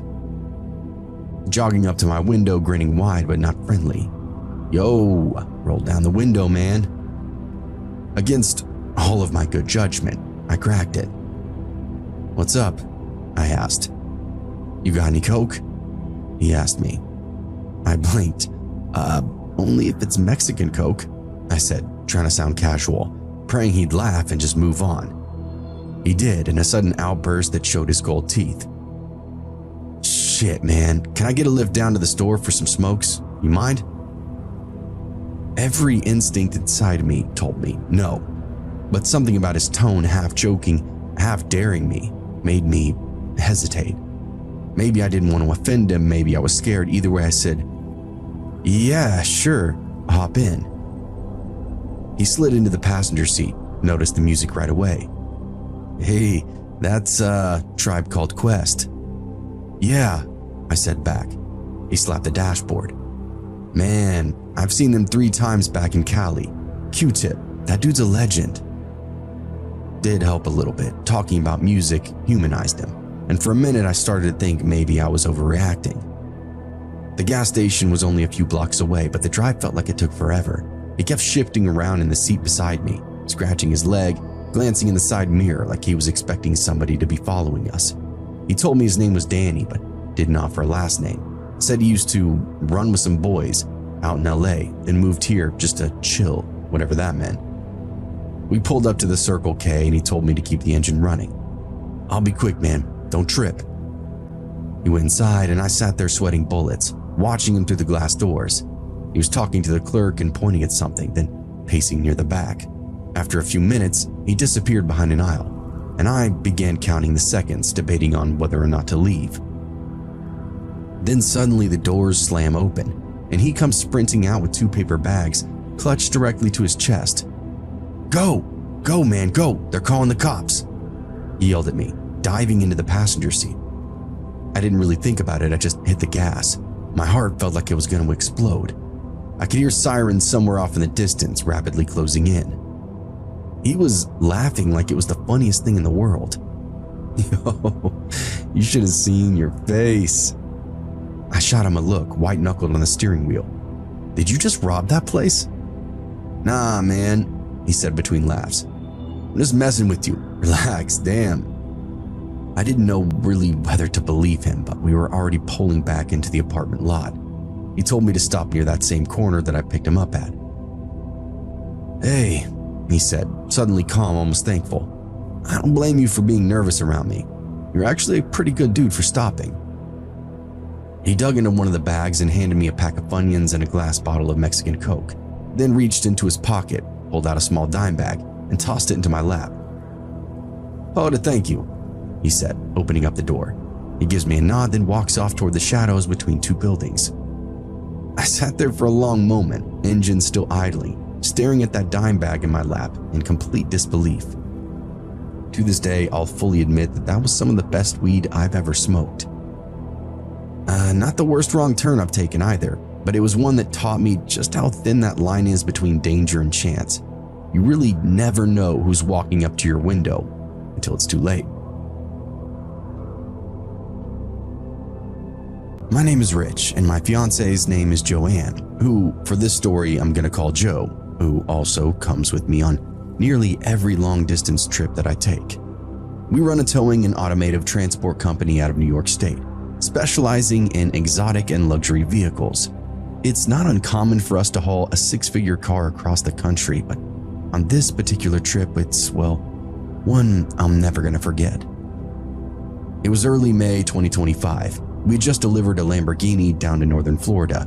That drive south was pretty smooth. No dot inspections, no traffic, nothing but open road. I remember thinking to myself, this might actually be a stress-free run for once. That changed, however, the moment that we tried to unload. There were lots of these little wrong turns that we'd made on this trip, and this was just the first one.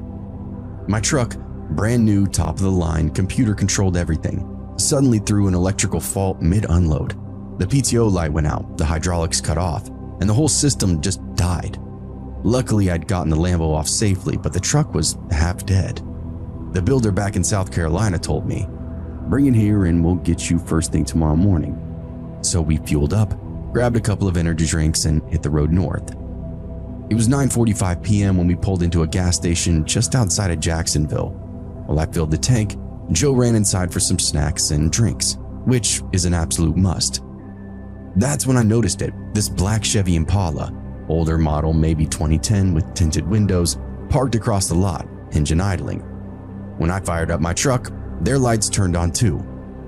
Now in the moment, I brushed it off because who wouldn't? Coincidence, I figured. We get on I-95 and the night was dark. That kind of dark that eats headlights. Air was heavy, thick with the feeling of a storm brewing. Then, just as Joe mentioned rain, it comes down in sheets. She glanced back and said, "Hey, that car's really riding your bumper." I checked the mirrors. I couldn't see much. Then, whoever it was quickly swings over to the left lane and hit me with their high beams, just blinding me completely. What a dickhead, I thought to myself. It was annoying, sure, but I've seen plenty of impatient and incompetent drivers. I ignored it and kept on rolling. Hours pass and that storm never really lets up. By the time we hit Columbia, South Carolina, I'd forgotten all about that tailgater. That is, until that same black Impala comes flying up beside us. It swerves over into my lane, cutting me off so hard that I had to slam the brakes. Joe jolted away, cursing, and the Impala then slows down to about 55, then 40, then 35. It was deliberate, taunting almost. I dropped a gear and floored the accelerator, passed it, and finally got a good look. The tint was so dark that I couldn't see a single thing inside, or a person, and that's when it clicked. "That's the same car from Jacksonville," I said. Joe nodded. She had noticed it too. She booked us a hotel near the dealership, 15 minutes away, just off I-85, ETA of around 3:30 a.m. That last hour would really feel endless, and that Impala stayed behind us the whole time. When we pulled into the hotel parking lot at around 4 a.m., the rain was still hammering down. The lot was packed, but we squeezed into a space. Across the road, half hidden in the rain, sat that same Impala, idling on the shoulder. Joe looked over at me nervously. Okay, do you think he's after the trailer or what he thinks is inside it? I shrugged, though deep down my gut was screaming, yes. Before stepping out, I reached into my bag, unzipped the hidden compartment, and pulled out my Glock 19, sliding it in my waistband. Joe nodded silently. On 3, I said. We run for the door. We bolted through the downpour, slamming through the hotel's sliding doors, and were hit with the stench of mildew, cigarette smoke, and something worse, an undertone of urine. A front desk clerk waddles out from the back room. He smiled, but something about it was just off. Checking in? He asked, and his tone was a little too casual, too familiar, too friendly. I handed over my driver's license as well as my credit card. He pulled the reservation, making a key card and smiling still. First floor for you two, right around the corner. He winked at Joe as he slid the key across the counter. Breakfast is at 6:30. Yeah, thanks, I muttered, hurrying it off. Joe was squeezing my arms and looked up at me. What a creep. I nodded back in agreement. When we reached the room, the smell wasn't much better. The place was old, damp and stained, and Joe sat on top of the bed, still fully clothed. I can't wait to leave here, she said quietly, as I walked out of the room's prison-style bathroom. It's just one night, thankfully, I told her. We changed, closed the curtains, and tried to get some sleep. An hour later, I was half asleep when I heard the faint rattle of a doorknob. At first, I thought I was dreaming, but it kept going and got louder and more violent. It was the adjoining room door.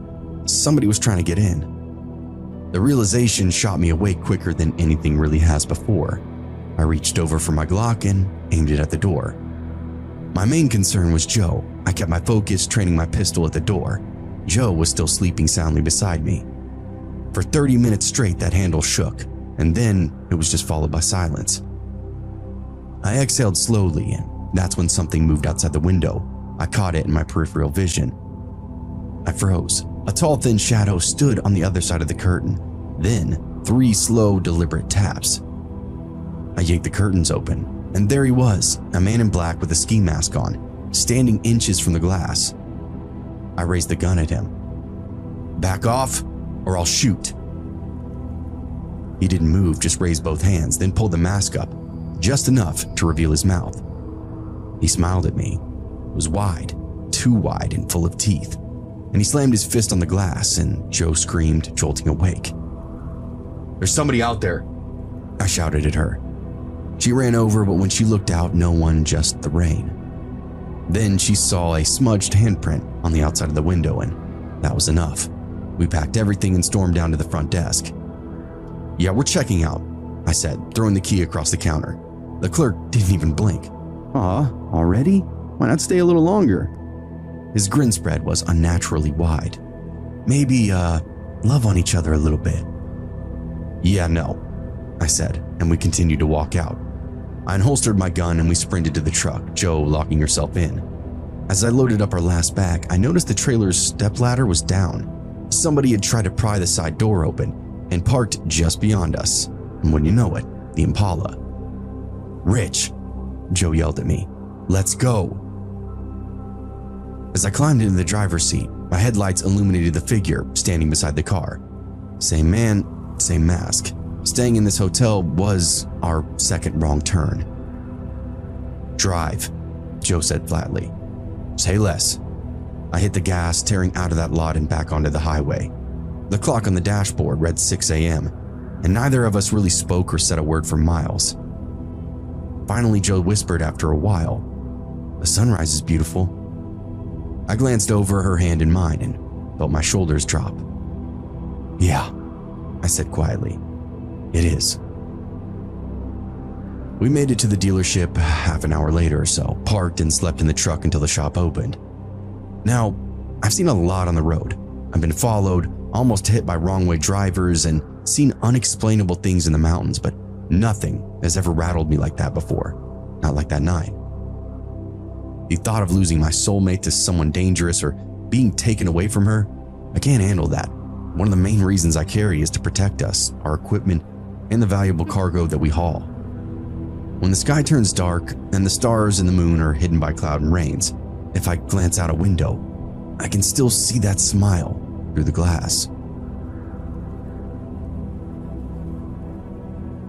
I didn't want to be in New Jersey.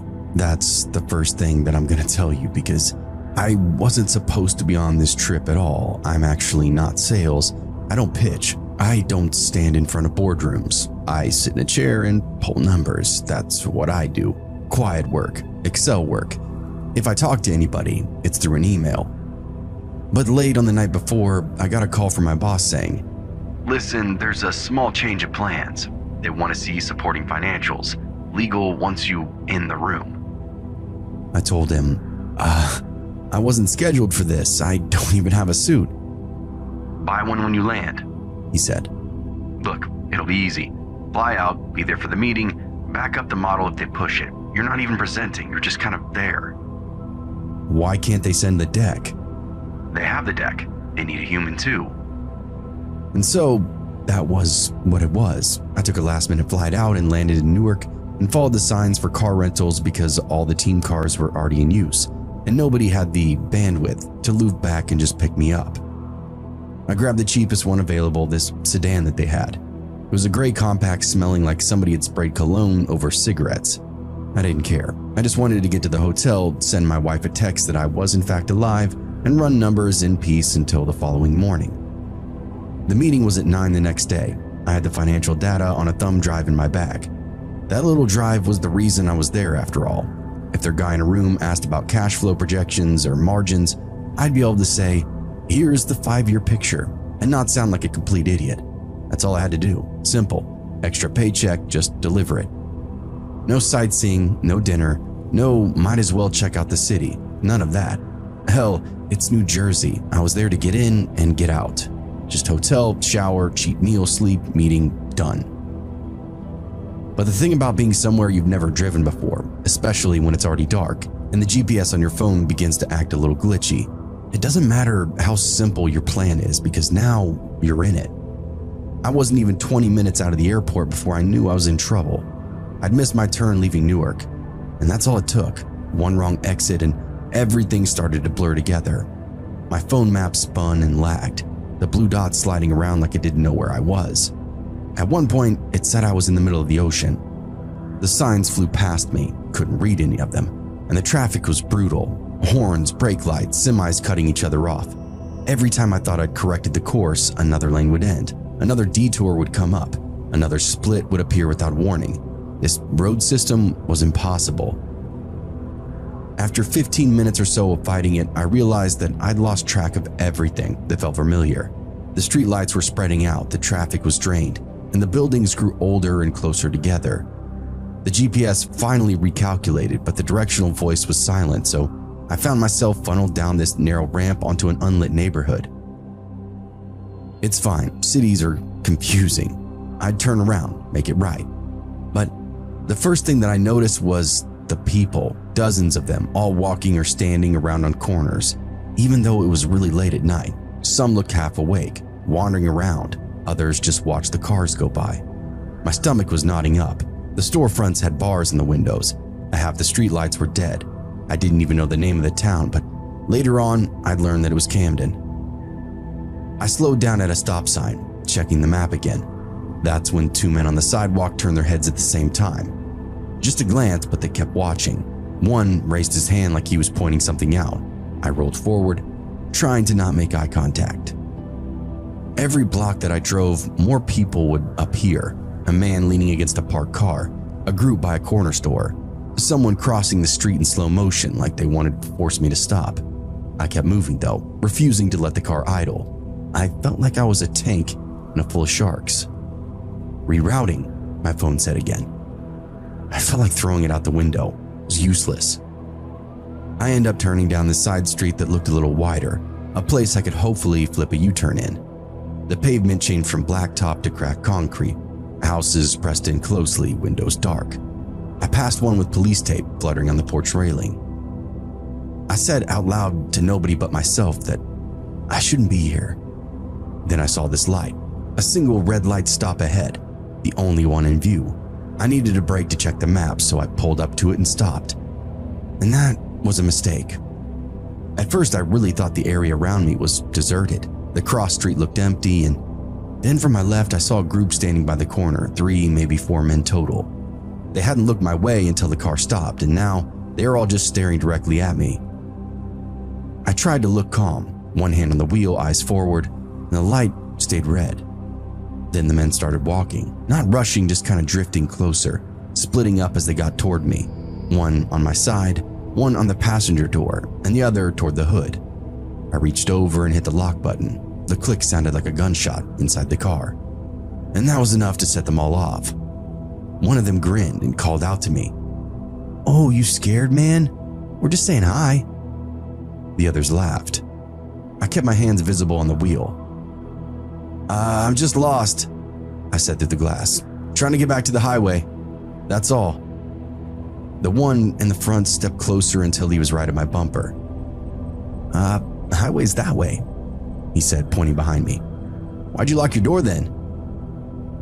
The lights still didn't change, and I could hear my heart over the idling engine.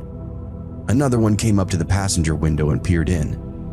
"Yo, he's got a rental," he said. "Look, airport tag. This fool is an out-of-towner." That made the others laugh even harder. "Ooh, a tourist," one said. "You picked the wrong street, dummy." They circled the car tighter. My phone screen went black from the timeout, and for a brief moment, I couldn't even recall my unlocking pattern. "Hey," one said, tapping the glass with a ringed finger. "Roll it down, buddy." I shook my head. "Roll it down." I cracked it maybe an inch, my voice trembling. I just need directions." He smiled at that, big white teeth, dark eyes flat as oil. "Nah, you're already where you need to be." I noticed his hand, he was gripping something, a small length of pipe wrapped up in tape. Behind me, somebody slapped the trunk. "Yo, pop the trunk, let's see what he's got in here." I jumped in my seat. The one near the door laughed at me. "You shaking, man? You good? Ain't nobody gonna hurt you if you chill." I just want to leave," I said. "So go." "The light's red." They all cracked up at that. "The light's red," one repeated, mocking me. "Man, you better pray that thing changes before I get bored.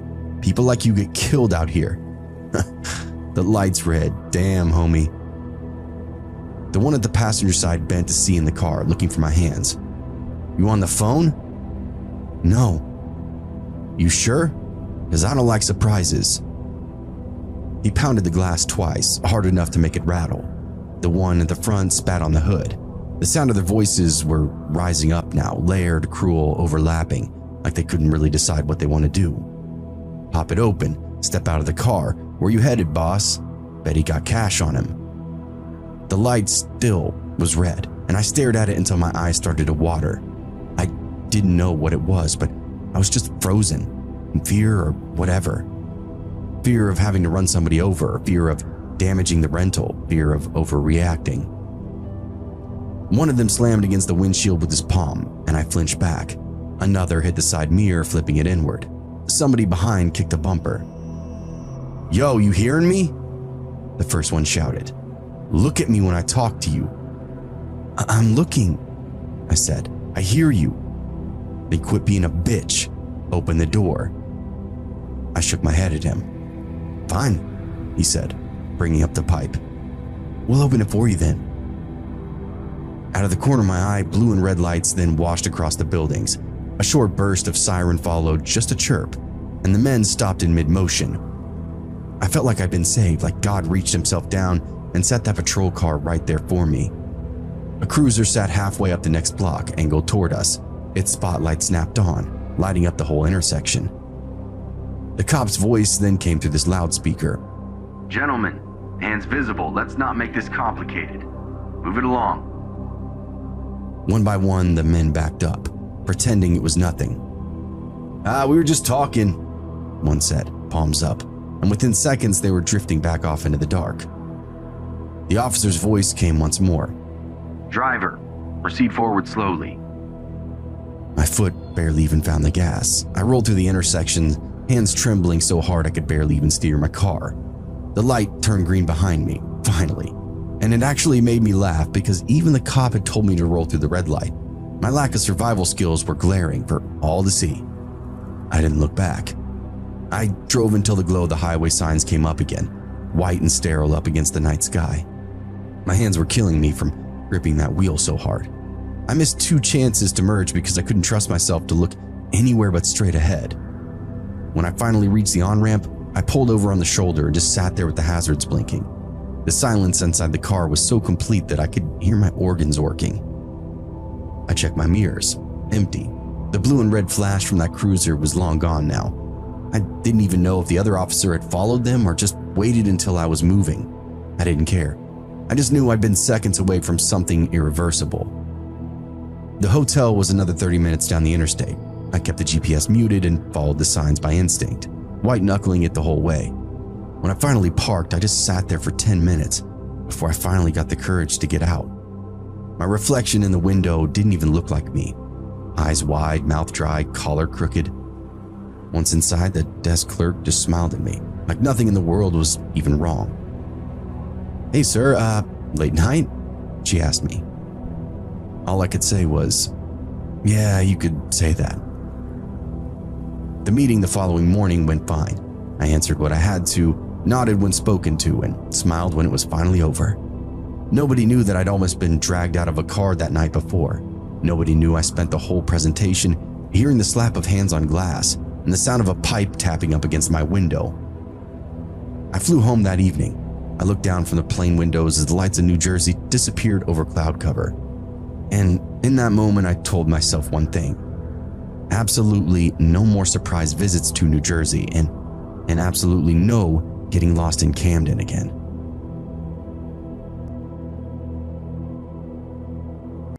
My name is Ethan, and I was 15 in the summer of 2021. I was one of the older kids who attended Camp Lennox in Beckett, Massachusetts. My parents sent me there to get away from the noise of Boston for a while and roast marshmallows in the New England wilderness. Minus the lockdowns from the year before, I had been coming here since 2018, and since I was the oldest attendee that summer, I became a de facto trustee. However, that summer, things will play out a little differently.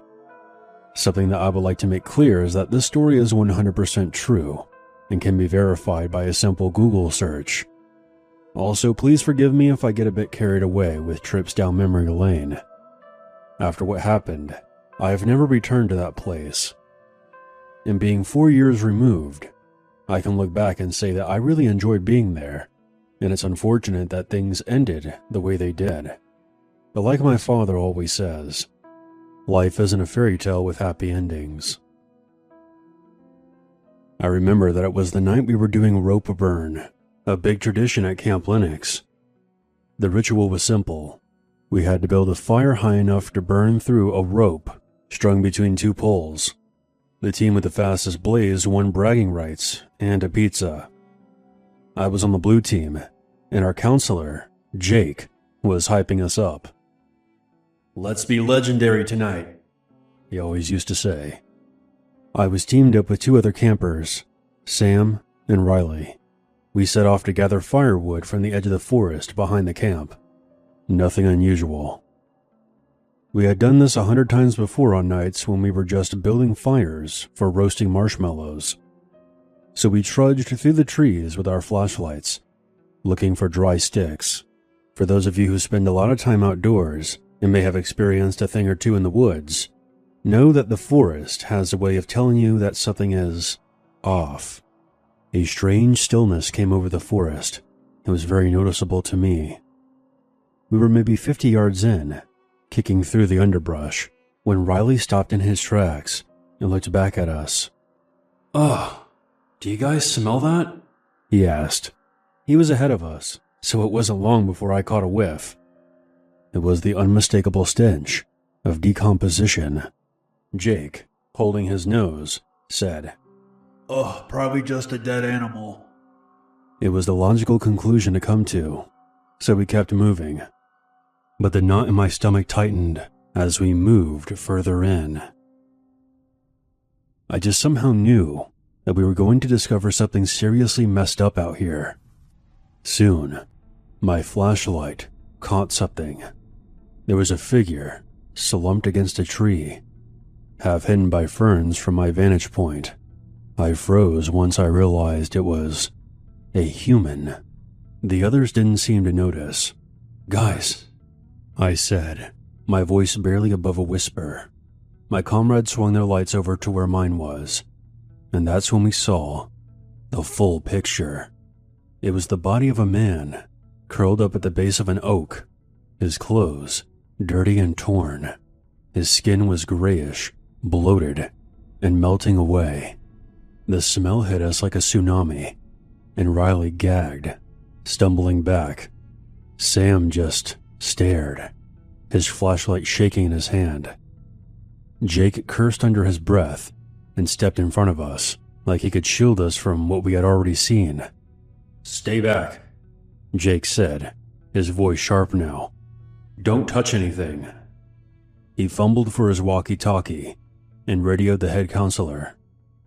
"Come in. This is Jake. We found a body in the woods. Send help, now. You boys head back to camp, and don't say anything about this to the others. We don't want everyone to panic." I led Riley and Sam back to the main camp. We sat at a table in the mess hall, whispering to each other. "Was that real? Was that fucking real?" Sam asked. Riley just stared at his hands, like he had a newfound appreciation for not being a melting corpse. I don't think it truly sank in for me until we got back to camp, that we had discovered a dead body in the forest. My mind kept replaying the way the man's head was tilted, like a zombie taking a nap against a tree. The police eventually came and cordoned off the area. The rope burn was obviously canceled that night, and the staff did their best to keep things normal the following day. We played capture the flag and had s'mores by the lake, but it wasn't the same. Sam had broken the silence, and the rest of the campers were whispering in their bunks at night, making up stories about how there was a serial killer in the forest. I didn't join in because I had my own problems to deal with, like how every time I closed my eyes, I would see that body against the tree. Jake checked on us the following night. His usual goofy demeanor was gone. "You guys okay?" he asked. I nodded, even though I wasn't. I don't think any of us were. We'd seen something that we weren't supposed to. Something that didn't fit in with the usual upbeat environment of Camp Linux. We didn't talk much about it after that, not even with each other. When my parents eventually picked me up, I did my best to assure them that I was fine. But looking back, I think I was just depressed, because I would never view Camp Linux in the same light ever again. This place was once a childhood sanctuary in my mind, and was now tainted by the stench of a rotting corpse. The identity of the man in the woods was never publicly disclosed, but the police believed that it was a 35-year-old man who died by suicide.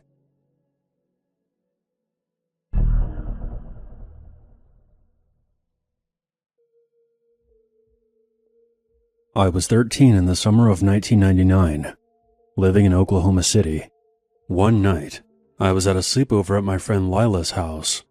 It was our end of summer sleepover, a tradition we had kept since second grade, except this time we were joined by a girl named Emma. Emma's parents were good friends with Lila's parents, and this was my first time meeting her, but we got along fine. Soon, the time came to tell scary stories in our little makeshift tent we had set up in the living room.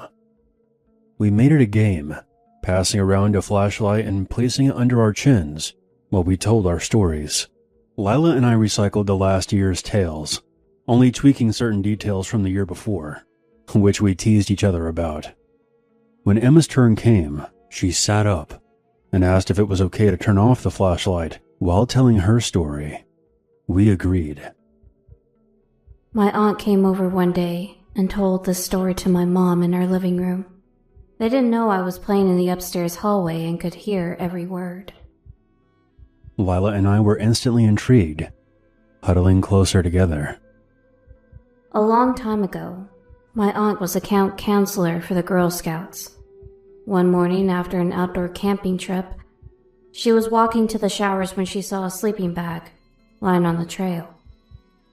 It was out of place, and she thought that maybe some of the girls were playing a prank. But when she got closer, she saw a young girl inside the sleeping bag. Her face was pale, her eyes open, staring at nothing. As soon as she saw her, my aunt knew that the girl was dead. That's when she saw 2 more sleeping bags nearby, crumpled up like trash. She ran to the nearest one and unzipped it, only to find another girl, curled up and not moving. The third one was the same. 3 little girls found dead in the forest. My breath caught. Lila's smirk was gone, her eyes wide. "Were they murdered?" she asked. Emma nodded. Strangled, bruised up, like they had been beaten. There was a red flashlight on one of the bodies with tape over the lens. Inside their tent was a bloody shoe print and a smeared handprint that was too big to be the girls. I was legitimately terrified. I pulled my blanket up and squeezed closer to Lila.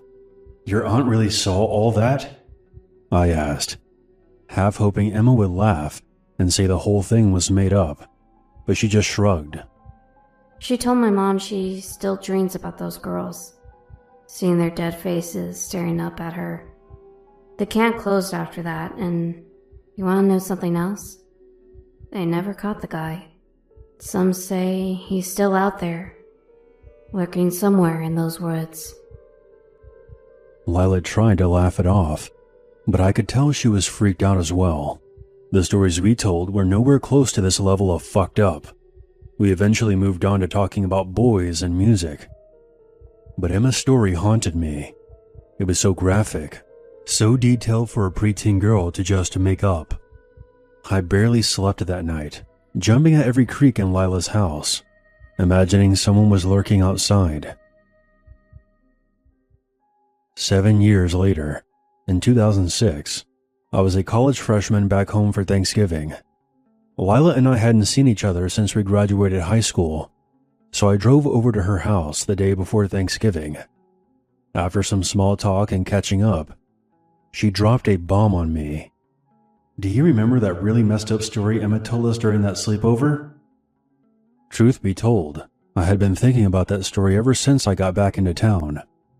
"Yeah, why?" "You're not gonna believe this, but it wasn't a made-up story. It actually happened." "What?" "That story always bothered me because it seemed so real. I did some research in my spare time at my school's library. In 1977, 3 Girl Scouts were found dead in their sleeping bags at Camp Scott. Their names were Lori Farmer, Michelle Guzet, and Denise Milner. The counselor who discovered them was Carla Wilhite, Emma's aunt." My stomach dropped. For years, we thought Emma was just a good storyteller trying to impress us that night, but she had been telling the truth. Her aunt was the one who discovered the bodies of those 3 girls in 1977. At the time, there was an escaped convict named Gene Leroy Hart who was suspected to be the one who committed the murders. He was arrested and faced a criminal trial back in the 70s, but was acquitted by a jury due to lack of evidence. It wouldn't be until 2022 that DNA testing revealed that he was likely the perpetrator, but by then, he had been dead for over 40 years. I was thinking of a good way to end this story, and considering that even the DNA testing was never able to definitively prove that Hart was the monster in the woods that night, and the very real possibility that someone else may have been involved, I can think of no better way to end things than by quoting Emma's own words. They never caught the guy. Some say he's still out there, lurking somewhere in those woods.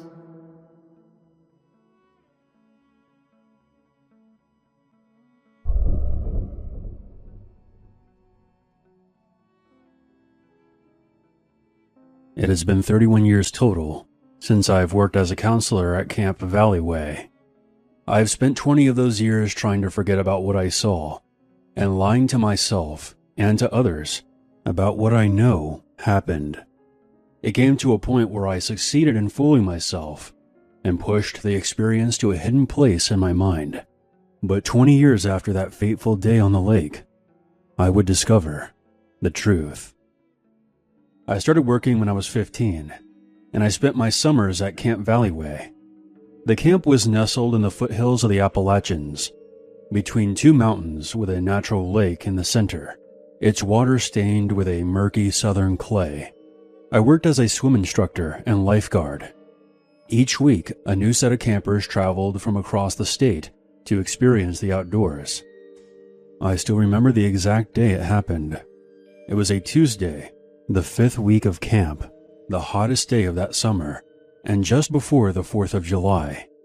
That week was known as Rich Week to the counselors, since many of the wealthier parents left their children here while they took off for holiday.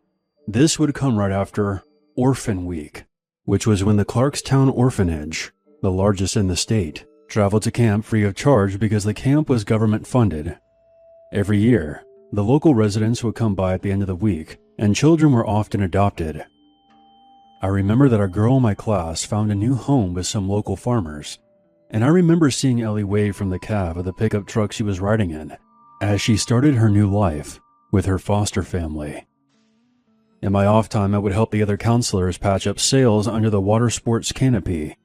Logan, the head counselor, who was about 5 years older than me, was sitting at one of the picnic tables, his small eyes scanning the lake. He kept his hair in a tight buzz cut, revealing a scar around the back of his head, and when he spoke, it was a deep southern drawl. Mike, watch what you're doing. He saw that I had skipped a stitch in the sail. I only got 2 eyes, and there's too much going on for me to watch everyone today. Got it, I said, and put my head down. Logan kept a tight watch on his crew, but now his focus was on the lake.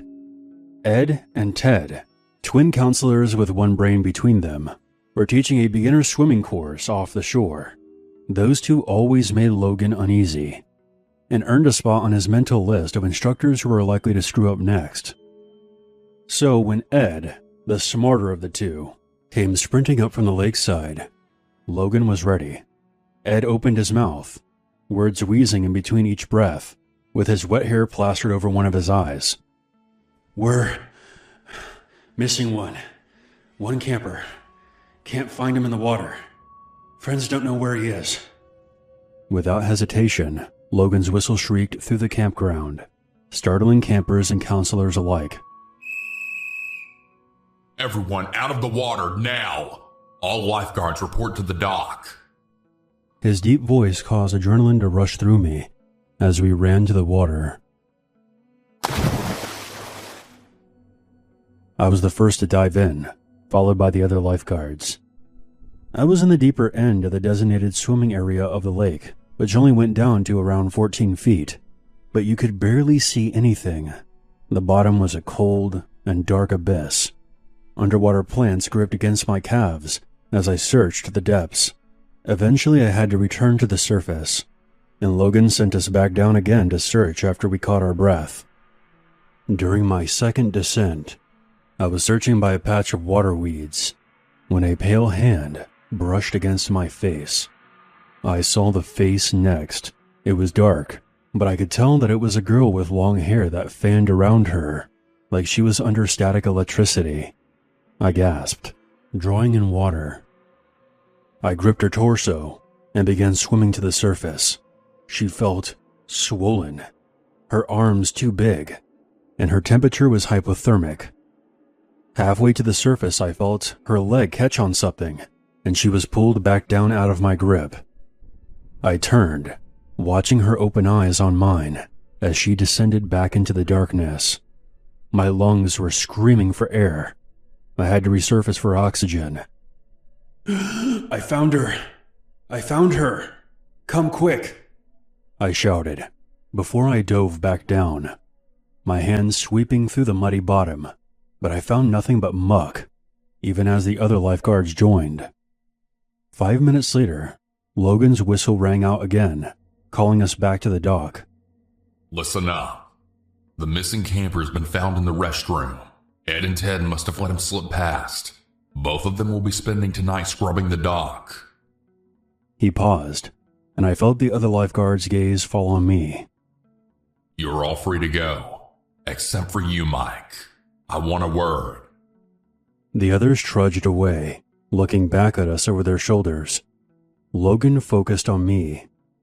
I don't know what the hell that was about, but you could have got someone killed. The next time you try something like this, you're out of here. But there was someone down there. I don't believe in ghosts, Mike, and we scoured that water. Now get out of my sight. You're off waterfront. Word spread around camp about what happened. I could tell many of them detested me, and none believed my side of the story. So I quit the next week, and pushed the incident to the back of my mind, though it would resurface in my dreams. That happened in late June of 1994. 20 years later, which was 11 years ago from now, I read a news article that was titled, "Human Remains Found at Camp Valleyway." Due to reservations, the lake was drained, revealing a collection of bones at the deepest region. Several femurs were found attached to anchors with rope. It is estimated that the remains belonged to 19 victims between the ages of 10 and 13 years old. After much investigation, the state police discovered the source of the bodies. 10 years prior to this discovery, the Clarkstown orphanage was shut down for embezzling state funds. Each summer, the children spent a week at the camp and would be adopted by local families. However, after reviewing the records, it was discovered that these adoptions were never official, and they were disposed of in the lake at an area that was too deep for the campers to normally enter, except for one that drifted near the swimming area due to a corroded rope. It is believed that the orphanage appropriated these children long after their death to extort more money from the state. A lot of the people involved in this conspiracy have been incarcerated, but they didn't get everyone. And there are still many unanswered questions.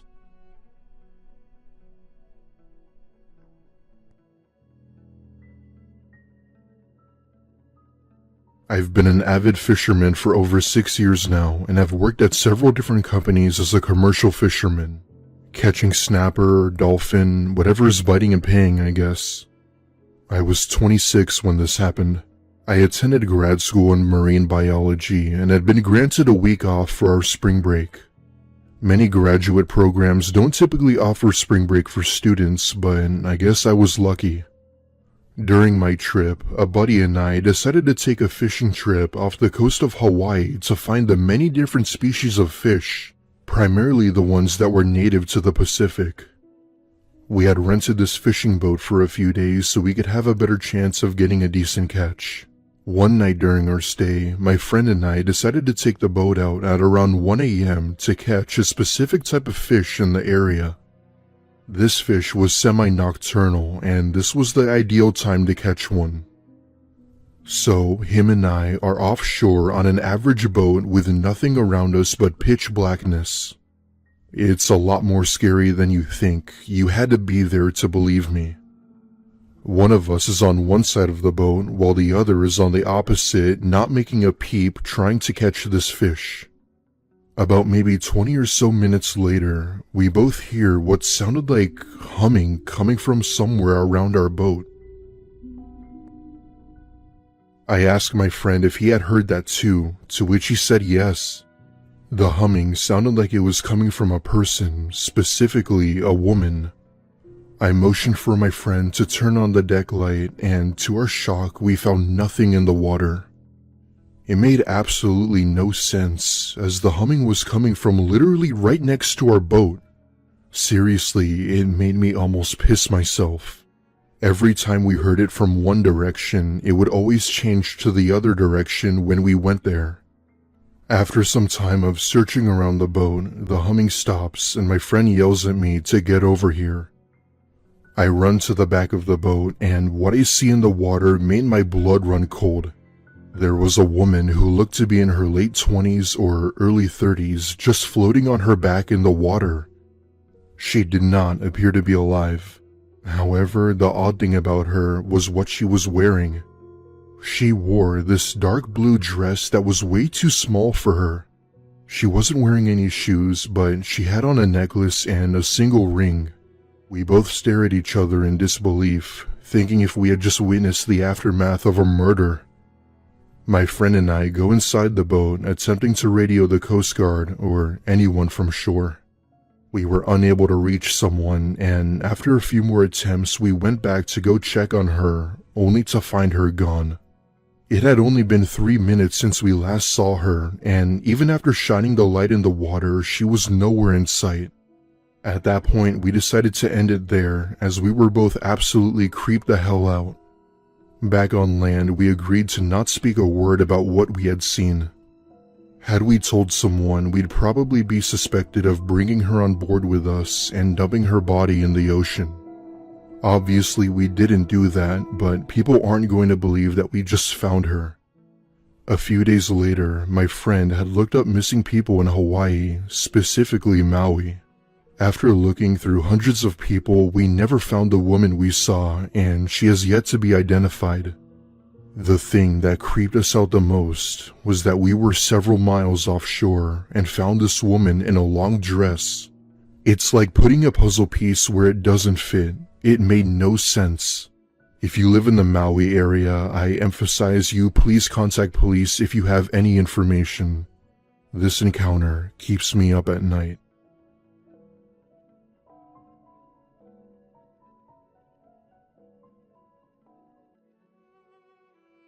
When I was around 22 years old, I had a scary encounter while staying at a hotel for a job. Around 2010, I was working for a traveling photography group that took church directory photos. Each photographer drove separately from all over the place. So I was in Harlan, Iowa at the time. I was staying at a hotel along with other photographers who joined me. I believe there were 4 of us, 2 guys, a girl, and myself. One morning, I went down to breakfast and was watching TV in the hotel breakfast area. Someone was also down there nearby. A guy.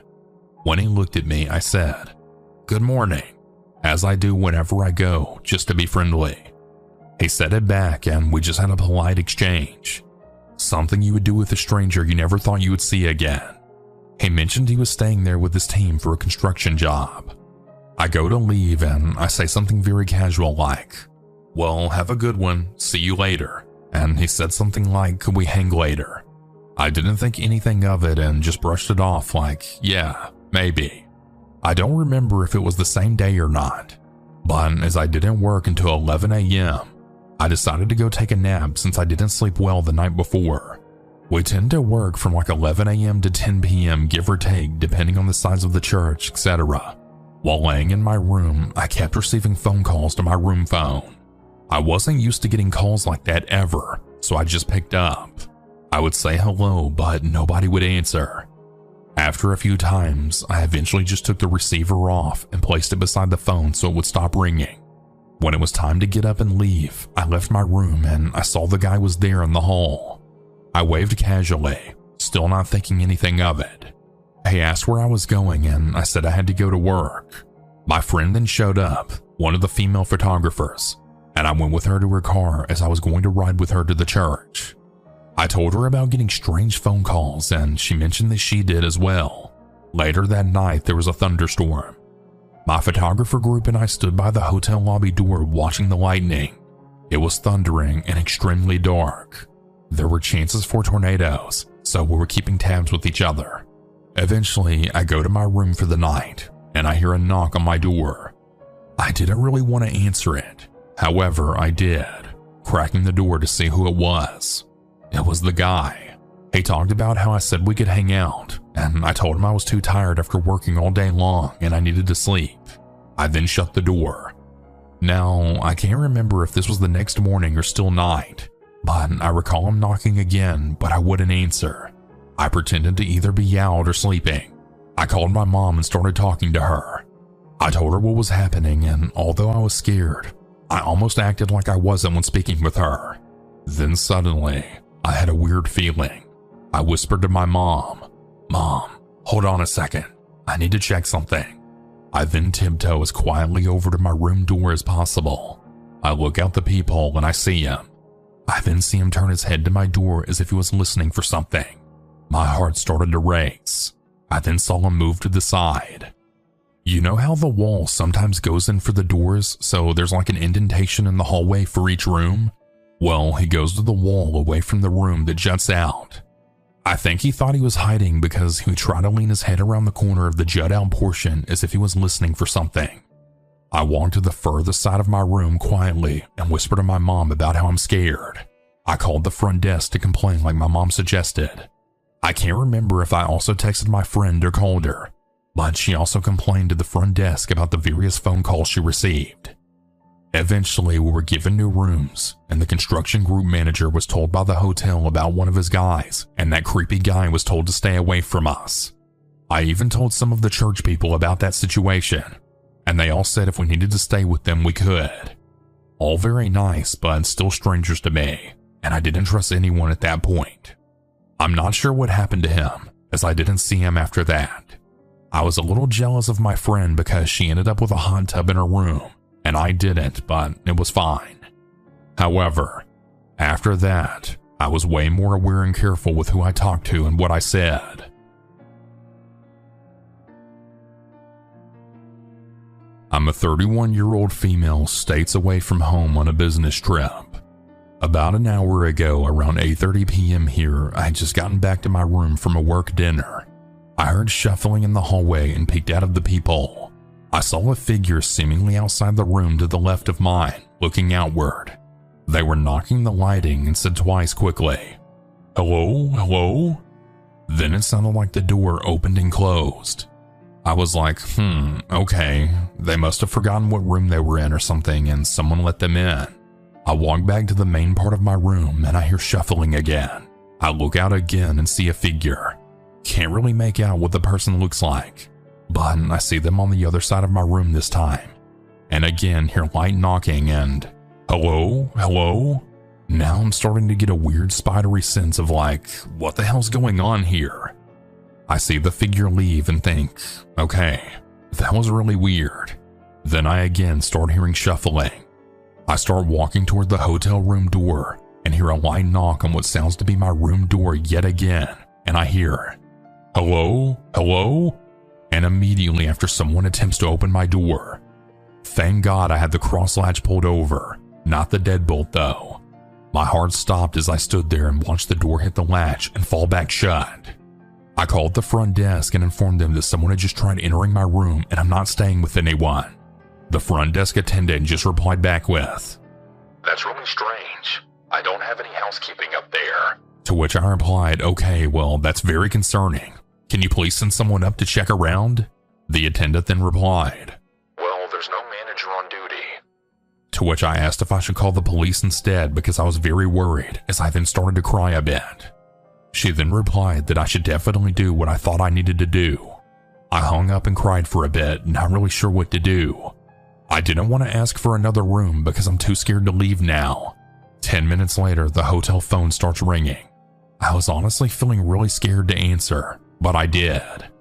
It was the front desk attendant, and she said the police were going to be coming to my room, and she didn't want me to panic when I heard someone knock on my door. I said okay and hung up.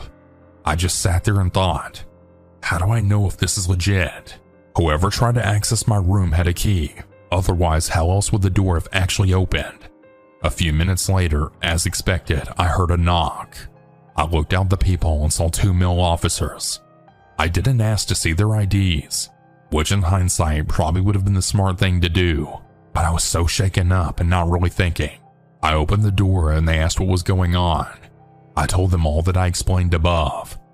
They said it was good that I had the cross latch pulled over because the door would open if not. I then responded, "It's a hotel. What do you mean? What's the point of the access card then?" And wiggled the handle. We were in the hallway talking with my door open just for context. Then they took a pause and were like, "Oh, it automatically locks?" Again, I'm like, yeah, it's a hotel." So then they had me shut the door and open it with the key to test it. Sure enough, it didn't open without the access card. They then said that it was probably housekeeping. I then responded that the front desk attendant told me there was no housekeeping up there when I called. Plus, it was 8:30 p.m. Why would housekeeping be coming by at that time unless I had requested someone to come by? Plus, I noticed housekeeping had already been done during the day because my trash was emptied and the dirty towel was gone. They immediately told me that they thought it was housekeeping and not to worry, but if anything else happened or I felt unsafe to call them. They also said that if I wanted to change rooms, they were sure the hotel would accommodate this. I said okay while crying, and they left. Now I'm sitting in my room crying, laying under the covers of my clothes. I'm sure I won't sleep tonight. I'm also too afraid to change rooms because I don't want to leave this room. I have the cross latch pulled over and the deadbolt locked. I mean, I think I'm safe. Am I being paranoid? Was it probably really just housekeeping? Should I be doing something different? Update. I'm home safe and promptly came down with a nasty bug, slowly crawling out of it. I'm really glad that I followed my gut and reacted the way I did to do what I could to stay safe. I was able to speak with the manager the next day when she came in at 11 a.m. Unfortunately, the response from her was really disappointing, just like the night shift front desk clerk and the morning shift front desk clerks when I checked out. Needless to say, I will never stay in this hotel again, and I will be avoiding this large chain as a whole.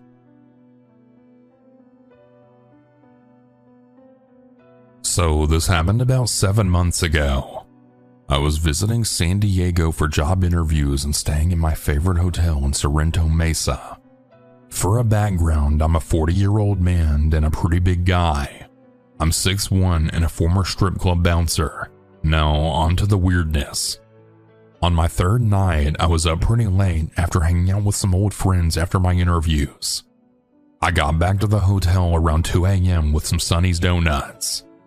After eating a few, drinking a few more, and watching South Park post-COVID, I decided to have a smoke before going to bed. This made it now around 3 a.m. So I go downstairs, walk out front to the smoking area by the fountain, but there's another couple who are also staying at the hotel already there. I didn't want to impose, so I decided to just walk around the outside parts of the hotel while I smoked. I walked around the pool, the barbecue area, the basketball courts, and then started back for the side door. As I did, a black sedan drove up alongside me and stopped. The window rolled down and a tiny Asian woman asked if I knew how to get out of the parking lot and back to the street. Now from there, when she asked me, this was literally in a straight line about 150 feet in front of her, so I thought she was either drunk or just blind. So I just politely said yes, just keep going straight, and then turn left at the tree. She then asked me if I could get in the car and show her. Now again, I'm a former strip club bouncer, and this woman looked very much like the Walmart alley wonk. There was absolutely no intimidation factor whatsoever, but for some reason, I instantly felt uneasy. Again, it was literally right in front of her. She could see the road. Also, the windows were all tinted far more than they should have been, and I honestly couldn't tell if anyone else was in the car. I used the smoking as an excuse to not get in the car, but she said she didn't mind and gave me a very creepy smile. I politely declined, and again pointed out that the road was literally right there, so I'd just be walking back in 5 seconds anyway. She again asked me if I would get in and show her. This was feeling like a weird kid/ice cream truck situation. I mean, guys, really, how often do decently good-looking women just drive up and ask you to get in their car at 3 a.m. in a hotel parking lot? I mean, how often does anyone ask a big bearded guy to just hop on in the car under these circumstances? Nothing about this was right. Again, I politely declined as I finished my smoke, and was luckily already standing right at the hotel side door when all of this started, so I just went in. The woman just drove off as she rolled up the window, right exactly to the exit she asked me to show her to. So I told the front desk about it, and they said they'd keep an eye out. But I'm quite sure nothing was ever done or came of it. Just one of those things that really makes me wonder, what the hell did she want me in the car for so badly? A pretty man I'm not, so it had to just be some kind of scam. I just wonder exactly how much danger I was really in.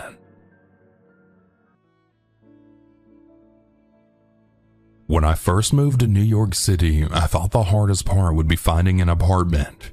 Turns out that was the easy part.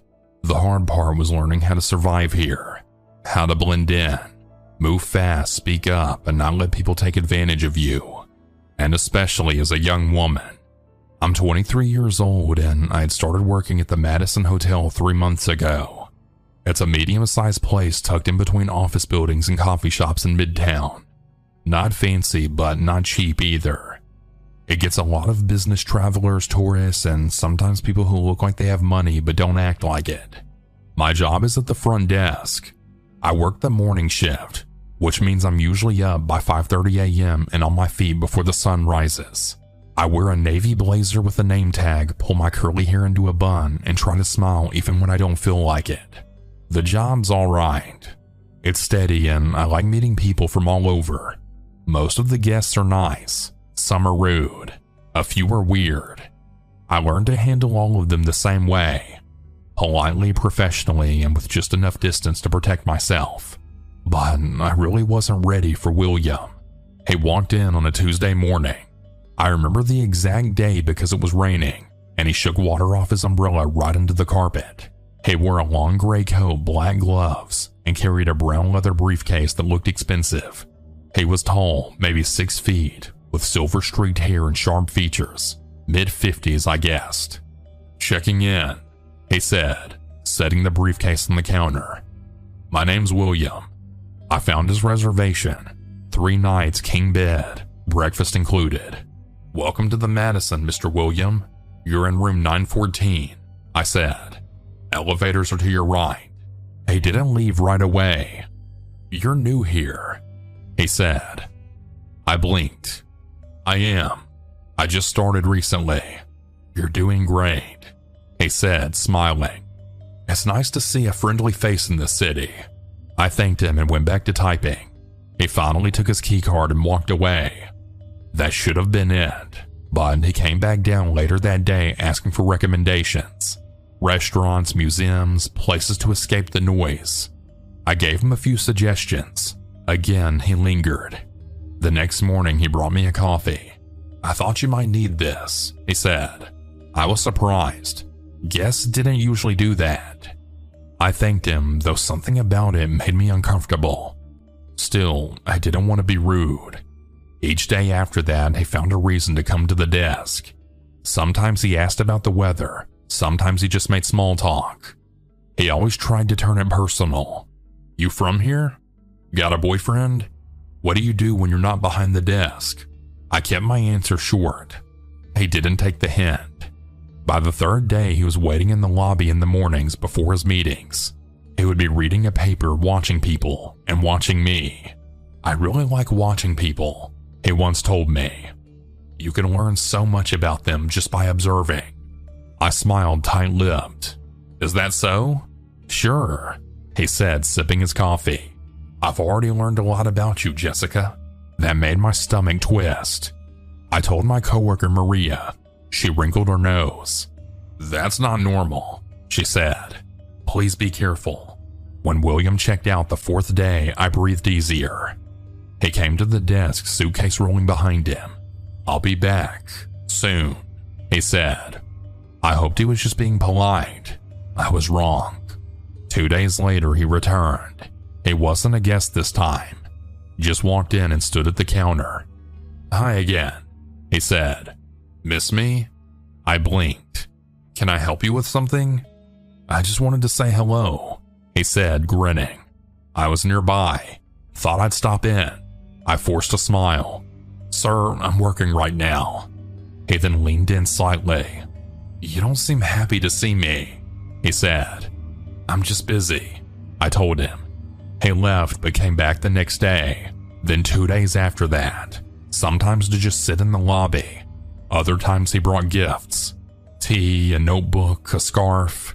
I never accepted them, but he'd leave them on the desk and walk away. I stopped being polite. I started avoiding eye contact. He noticed. One afternoon, I caught him waiting outside. I left through the side door, heart pounding. That night, I couldn't sleep. I kept checking the hallway through the peephole in my apartment. It got worse. One Saturday, I saw him on the platform at my train station. He didn't say anything, just stood there at the other end, watching me. I rode 3 extra stops and walked home on a different day. The next day, I had told my manager, David. He was concerned but unsure of what to do. "He's not a guest here anymore," he said. "We could ask him to leave if he shows up again, but unless he threatens you." He paused. I felt helpless, so I started documenting everything. Dates, times, what he said, where I saw him. I kept the gifts as evidence. The final straw came on a Wednesday afternoon. I was working the desk and William walked in like he owned the place. "Jessica, we need to talk," he said. I stood up. "No, we don't. You need to leave." He stepped closer. "I care about you. I think you feel the same." My hands were shaking. I picked up the phone and dialed NYPD. I then told him, "You need to leave now." He stared at me, stunned. Then he laughed. "You're overreacting." "No," I said loud and clear. "I'm not." 2 officers arrived within 10 minutes. William, of course, tried to play it cool, acting like it was all a misunderstanding, but I showed them the log, the notes, the gifts. One officer asked if I wanted to file a report. "Yes," I said. They escorted him out. It wasn't dramatic, but it was final. William hasn't come back since. Some nights I still feel nervous walking home. I still glance over my shoulder, but each day I feel a little stronger. Working at the front desk, I've learned how to smile when I don't want to, how to be polite when someone doesn't deserve it, and how to say no when someone crosses the line. Most of all, I've learned that keeping quiet doesn't keep you safe. Next time I'll speak up sooner. It's been about a year since I called the police on William. Sometimes it feels like a lifetime ago. Other times it feels just like last week. I still remember his face, the way he looked at me like I was something he owned. That look still shows up in my dreams. But life is better now, a lot better. After everything that happened, I decided I needed a change. I quit my job at the hotel 3 months after the incident. I couldn't sit behind that front desk anymore. Every time the doors opened, I felt a jolt of fear. I'd scanned the lobby for him. For weeks, I kept expecting him to come back. He never did, but the fear stayed with me. Quiet, heavy, sitting in my chest like a stone. I moved apartments too. Nothing fancy, just a small studio in Queens. I like it there. It's quieter and my neighbors are friendly.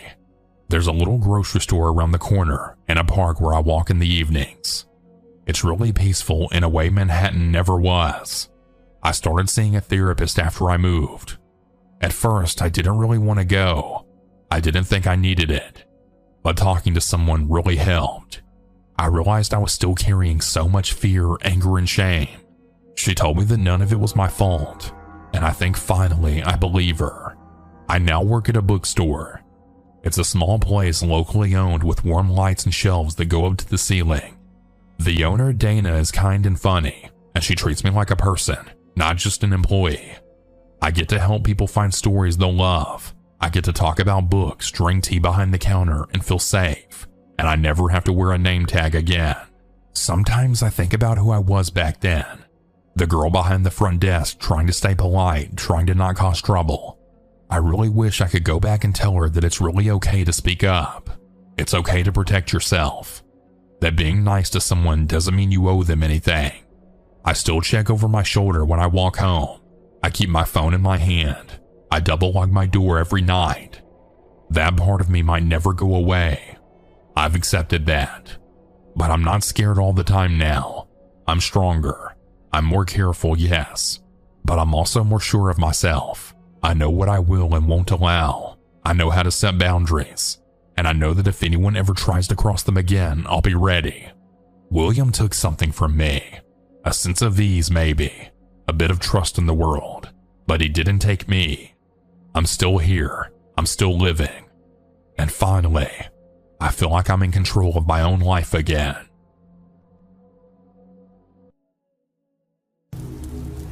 The cabin was perfect. It was a 2-bedroom tucked into the pine trees, about 20 minutes outside of Mendocino.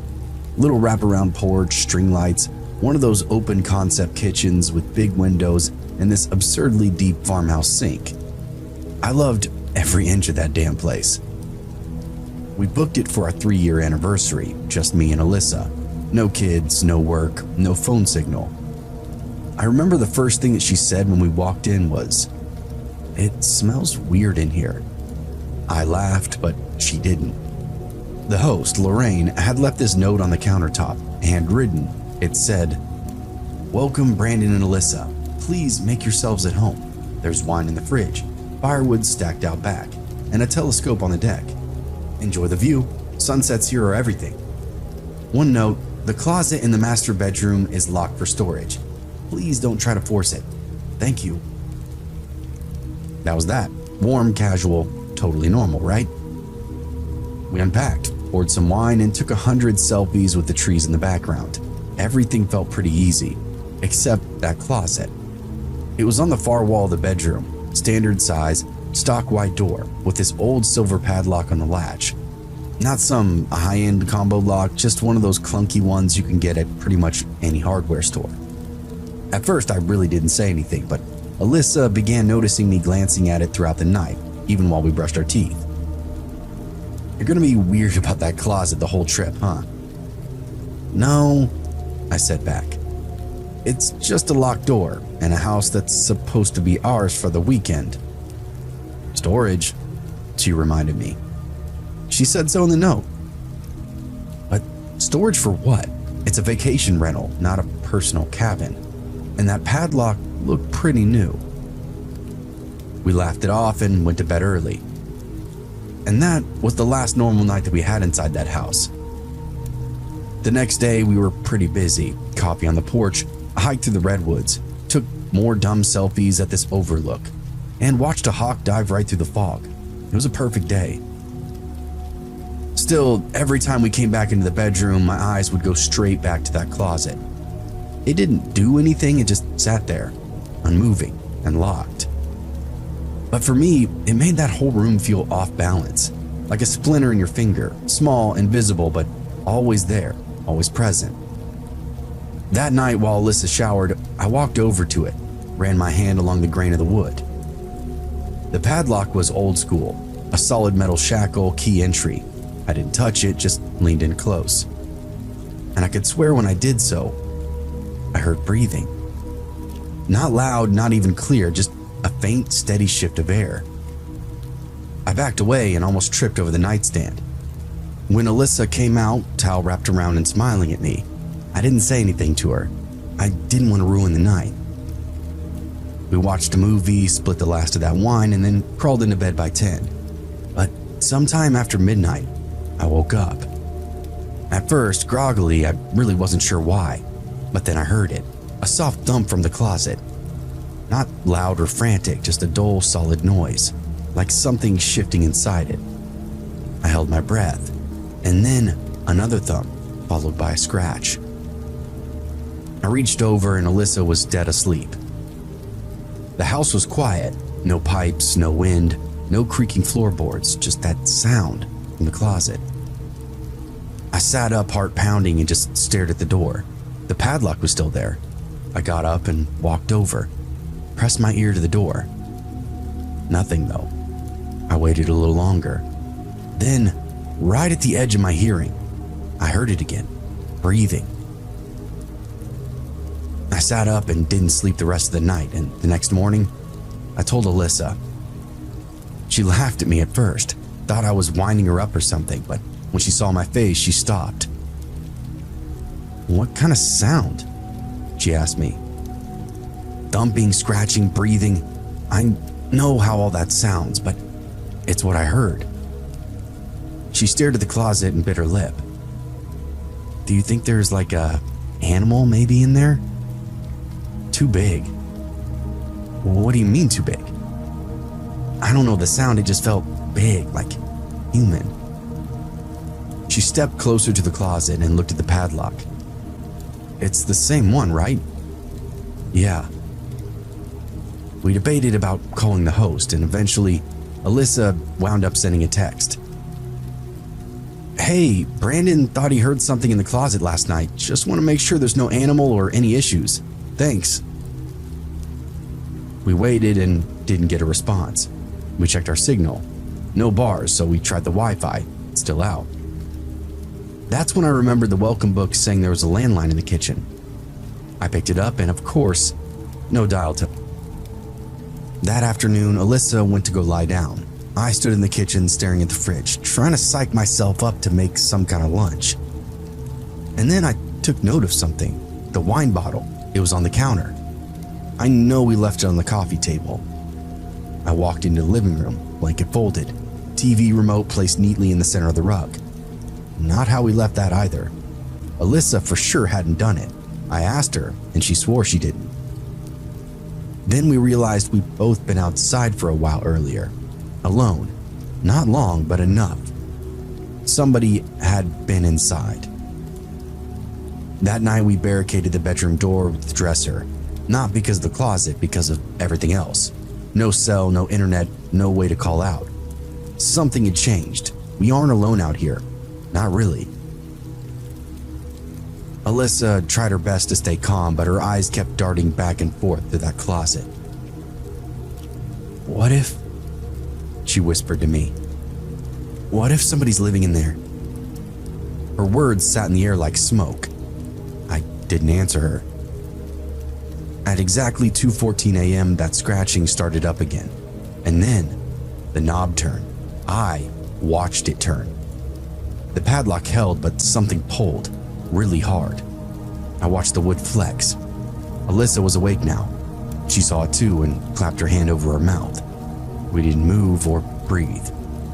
Then the noise stopped and we waited, long enough to convince ourselves, hopefully, it was over. Then came a voice from inside that closet. A dry, whispery rasp. I'm cold. When the sun was up, we left. Didn't pack, didn't clean, didn't say goodbye. Just grabbed our shoes, our phones, and ran. The front door was still locked, but that back slider unlatched. We didn't look in the closet again. We didn't really want to know at this point what was behind it because whatever or whoever was in there wanted us to open it. And we almost did. 15 miles later, we hit the first gas station with signal. Alyssa called the sheriff's department in Mendocino County, filed a report, gave them the address, told them everything, word for word. The dispatcher was polite, said they'd send somebody out, but when we followed up 3 days later, there was no report filed. No record of anything at that cabin at the address, no listing under Lorraine's name.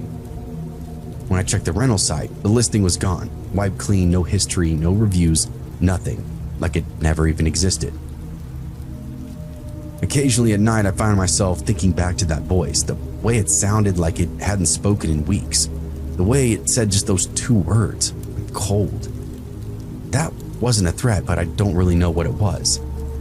I think if we answered back, if we had said anything back, if we tried to help, I'm not sure we would have made it out.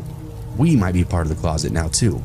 And then somebody else would be reading Lorraine's welcome note, drinking her wine, ignoring the locked door on that far wall.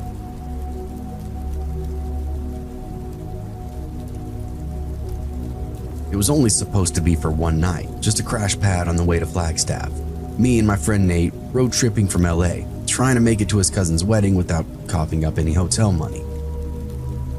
We found this little place in the desert outside Kingman, cheap and clean. A small adobe-style house off a dirt road with gravel driveway and a sagging porch. It had character, 4 stars, no real red flags. And it was available for that one night only. I snapped it up in 5 minutes flat. We got there just around 8 p.m. Sun was already gone, air still warm around us. My phone was on 3% battery, but I had the check-in instructions saved. Thank God. Key under the fake rock by the front steps. Simple enough. I grabbed it and walked to the door and stopped because, well, it was already open. Just slightly. Nate glanced over at me. Did you open it? No, dude, I just got the key. He slowly pushed it the rest of the way open and the lights were on. We both stood there for a second, long enough to notice the TV flickering in the living room, and a beer can on the kitchen island, and a pair of sandals by the door.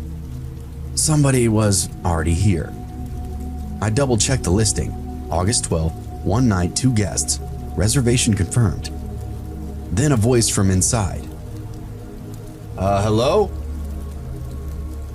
2 people stepped around the corner. A couple, mid-30s maybe, normal looking, slightly confused. Just like us. A guy was holding his phone. Are you the owners? No, I said back. We booked this place tonight. They both immediately looked at each other. So did we. So we both pulled up our confirmations. Same address, same date, same check-in instructions. Nate and the guy walked outside to call the host, and of course, no answer. I stayed in the kitchen, awkwardly sipping water from the sink while the woman made small talk. This is nuts, she said. We stayed at like 20 rentals. This has never happened to us. We agreed to be chill, said it was probably some kind of glitch. Look, let's just stay on opposite ends of the house, the guy said, and we'll leave first thing in the morning. It wasn't ideal, but we were both really tired. The place had 2 bedrooms, 1 bathroom. There was plenty of space. I guess we figured we can survive 1 night. But we shouldn't have stayed, because those people weren't who they said they were, and by morning, only 1 pair of shoes was still by the front door. That first hour was completely fine. We stayed in our room, and they stayed in theirs. Everybody was making these nervous jokes about tech glitches and modern problems. I played music low on my phone while Nate scrolled through Instagram, and eventually we both started to nod off. Then, out of nowhere, the lights go out, and not just in our room, the whole house. A hard click like a breaker's flipping. Nate sat up. Hey, you hear that? I opened up the door. The hallway was pitch black. Hey, I called out. You guys good? No answer. I stepped forward and the floorboards creaked below me. That kind of creak you feel in your bones more than your actual ears. I found the kitchen by memory, grabbed my phone for light and aimed it around me. The breaker panel was just outside on the porch, so I went to the front door. I stopped. The sandals that were there earlier now were gone, and a breeze was moving through the house. Then a door slammed somewhere in the back. We got the power back on by flipping the main breaker, but the other couple didn't come out of the room after that. Nate knocked once lightly. Hey, everything all right in there? He was only met with silence. We went back to our room and locked the door, and that's when we noticed something. My duffel bag was now open. Not how I left that. Nate's wallet was on the floor, cards pulled halfway out. He picked it up slowly. Did you? I shook my head. We sat there for a long time, not talking, just listening. Every now and again, there'd be a soft shuffle in the hall, and once I heard water run for 5 seconds, then shut off. Around 3 a.m., I had to piss, but I didn't want to leave the room. I couldn't hold it anymore. I eased the door open, barefoot, phone in hand.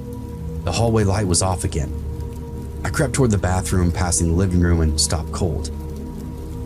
The woman was standing there, in the corner.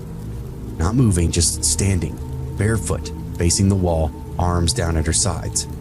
Almost like she'd been placed there, full Blair Witch bullshit. I froze and she didn't react, not even when the floor creaked under my feet. I backed up slowly and made it to the bathroom and locked the door.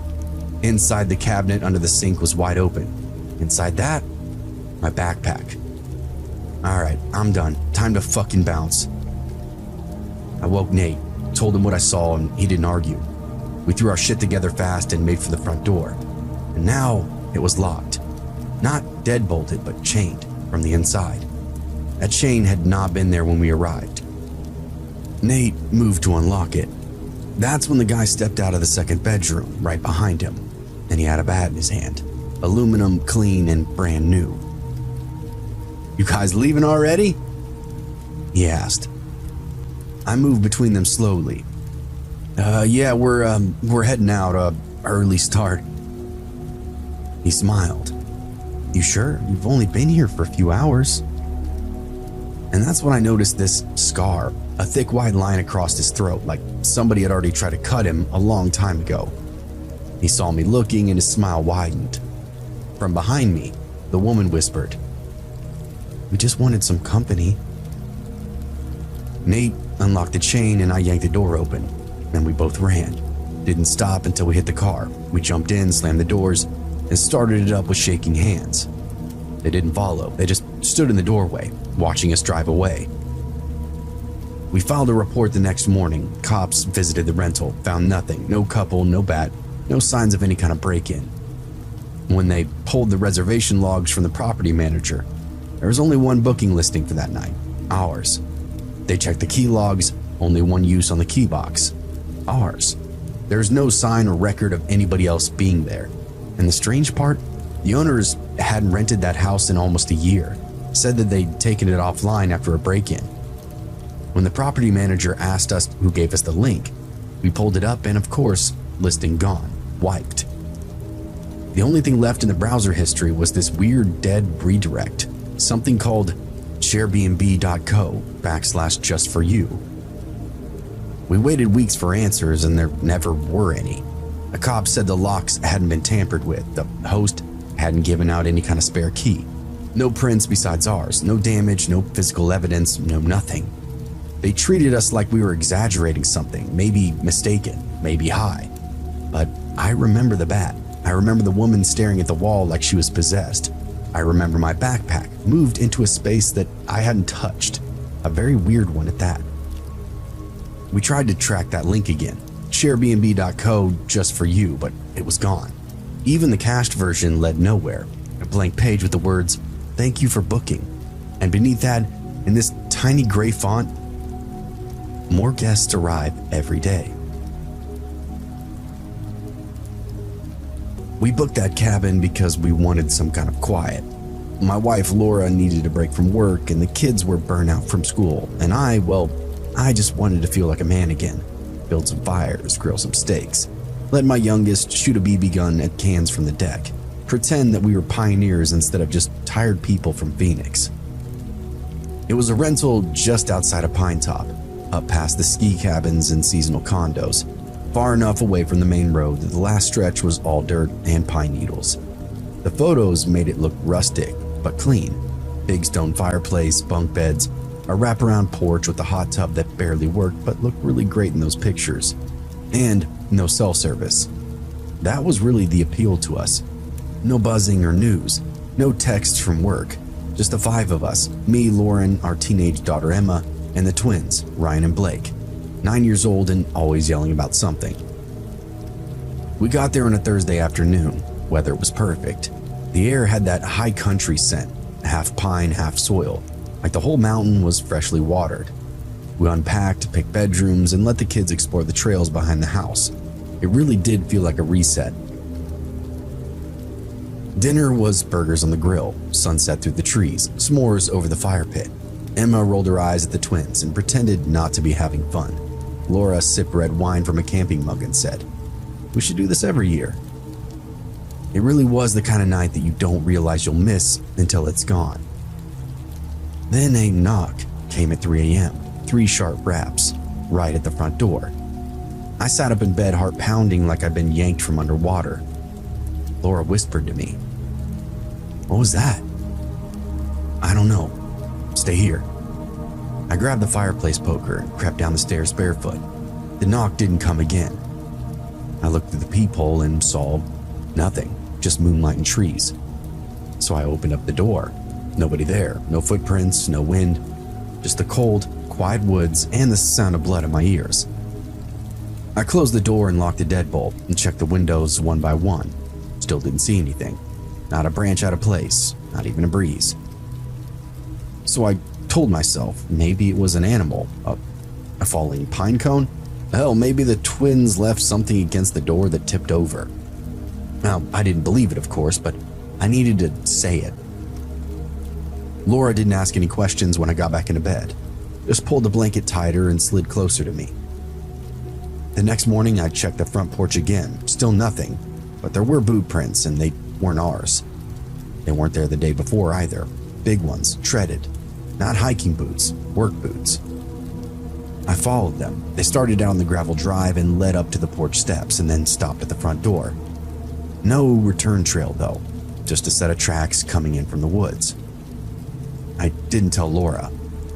I just kept an eye out, didn't let the kids go exploring that day, said there were bears in the area, and I didn't want to risk it. I checked my phone, still no service. I tried the cabin's emergency Wi-Fi hotspot, and of course it was dead. The landline by the kitchen was unplugged, some frayed wires with no dial tone, no signal, no internet, no fallback. It was just us. That night I locked everything down, windows, curtains, and I left the outside lights on. But at 3 a.m. once more, the knocking came back, same rhythm, same 3 knocks. This time Laura actually heard it too. She sat up straight first, eyes wide. "That's not an animal." I nodded back at her. She reached for her phone, but I already knew it was no help. I got out of bed and grabbed that same poker and moved slowly down the hallway. When I reached the living room, I didn't go to the door right away this time. I looked out the side window first and saw somebody standing on the porch. Not moving, not speaking, just standing. His face was in shadow, wearing something heavy like a jacket, arms at his sides, head tilted slightly like he was listening.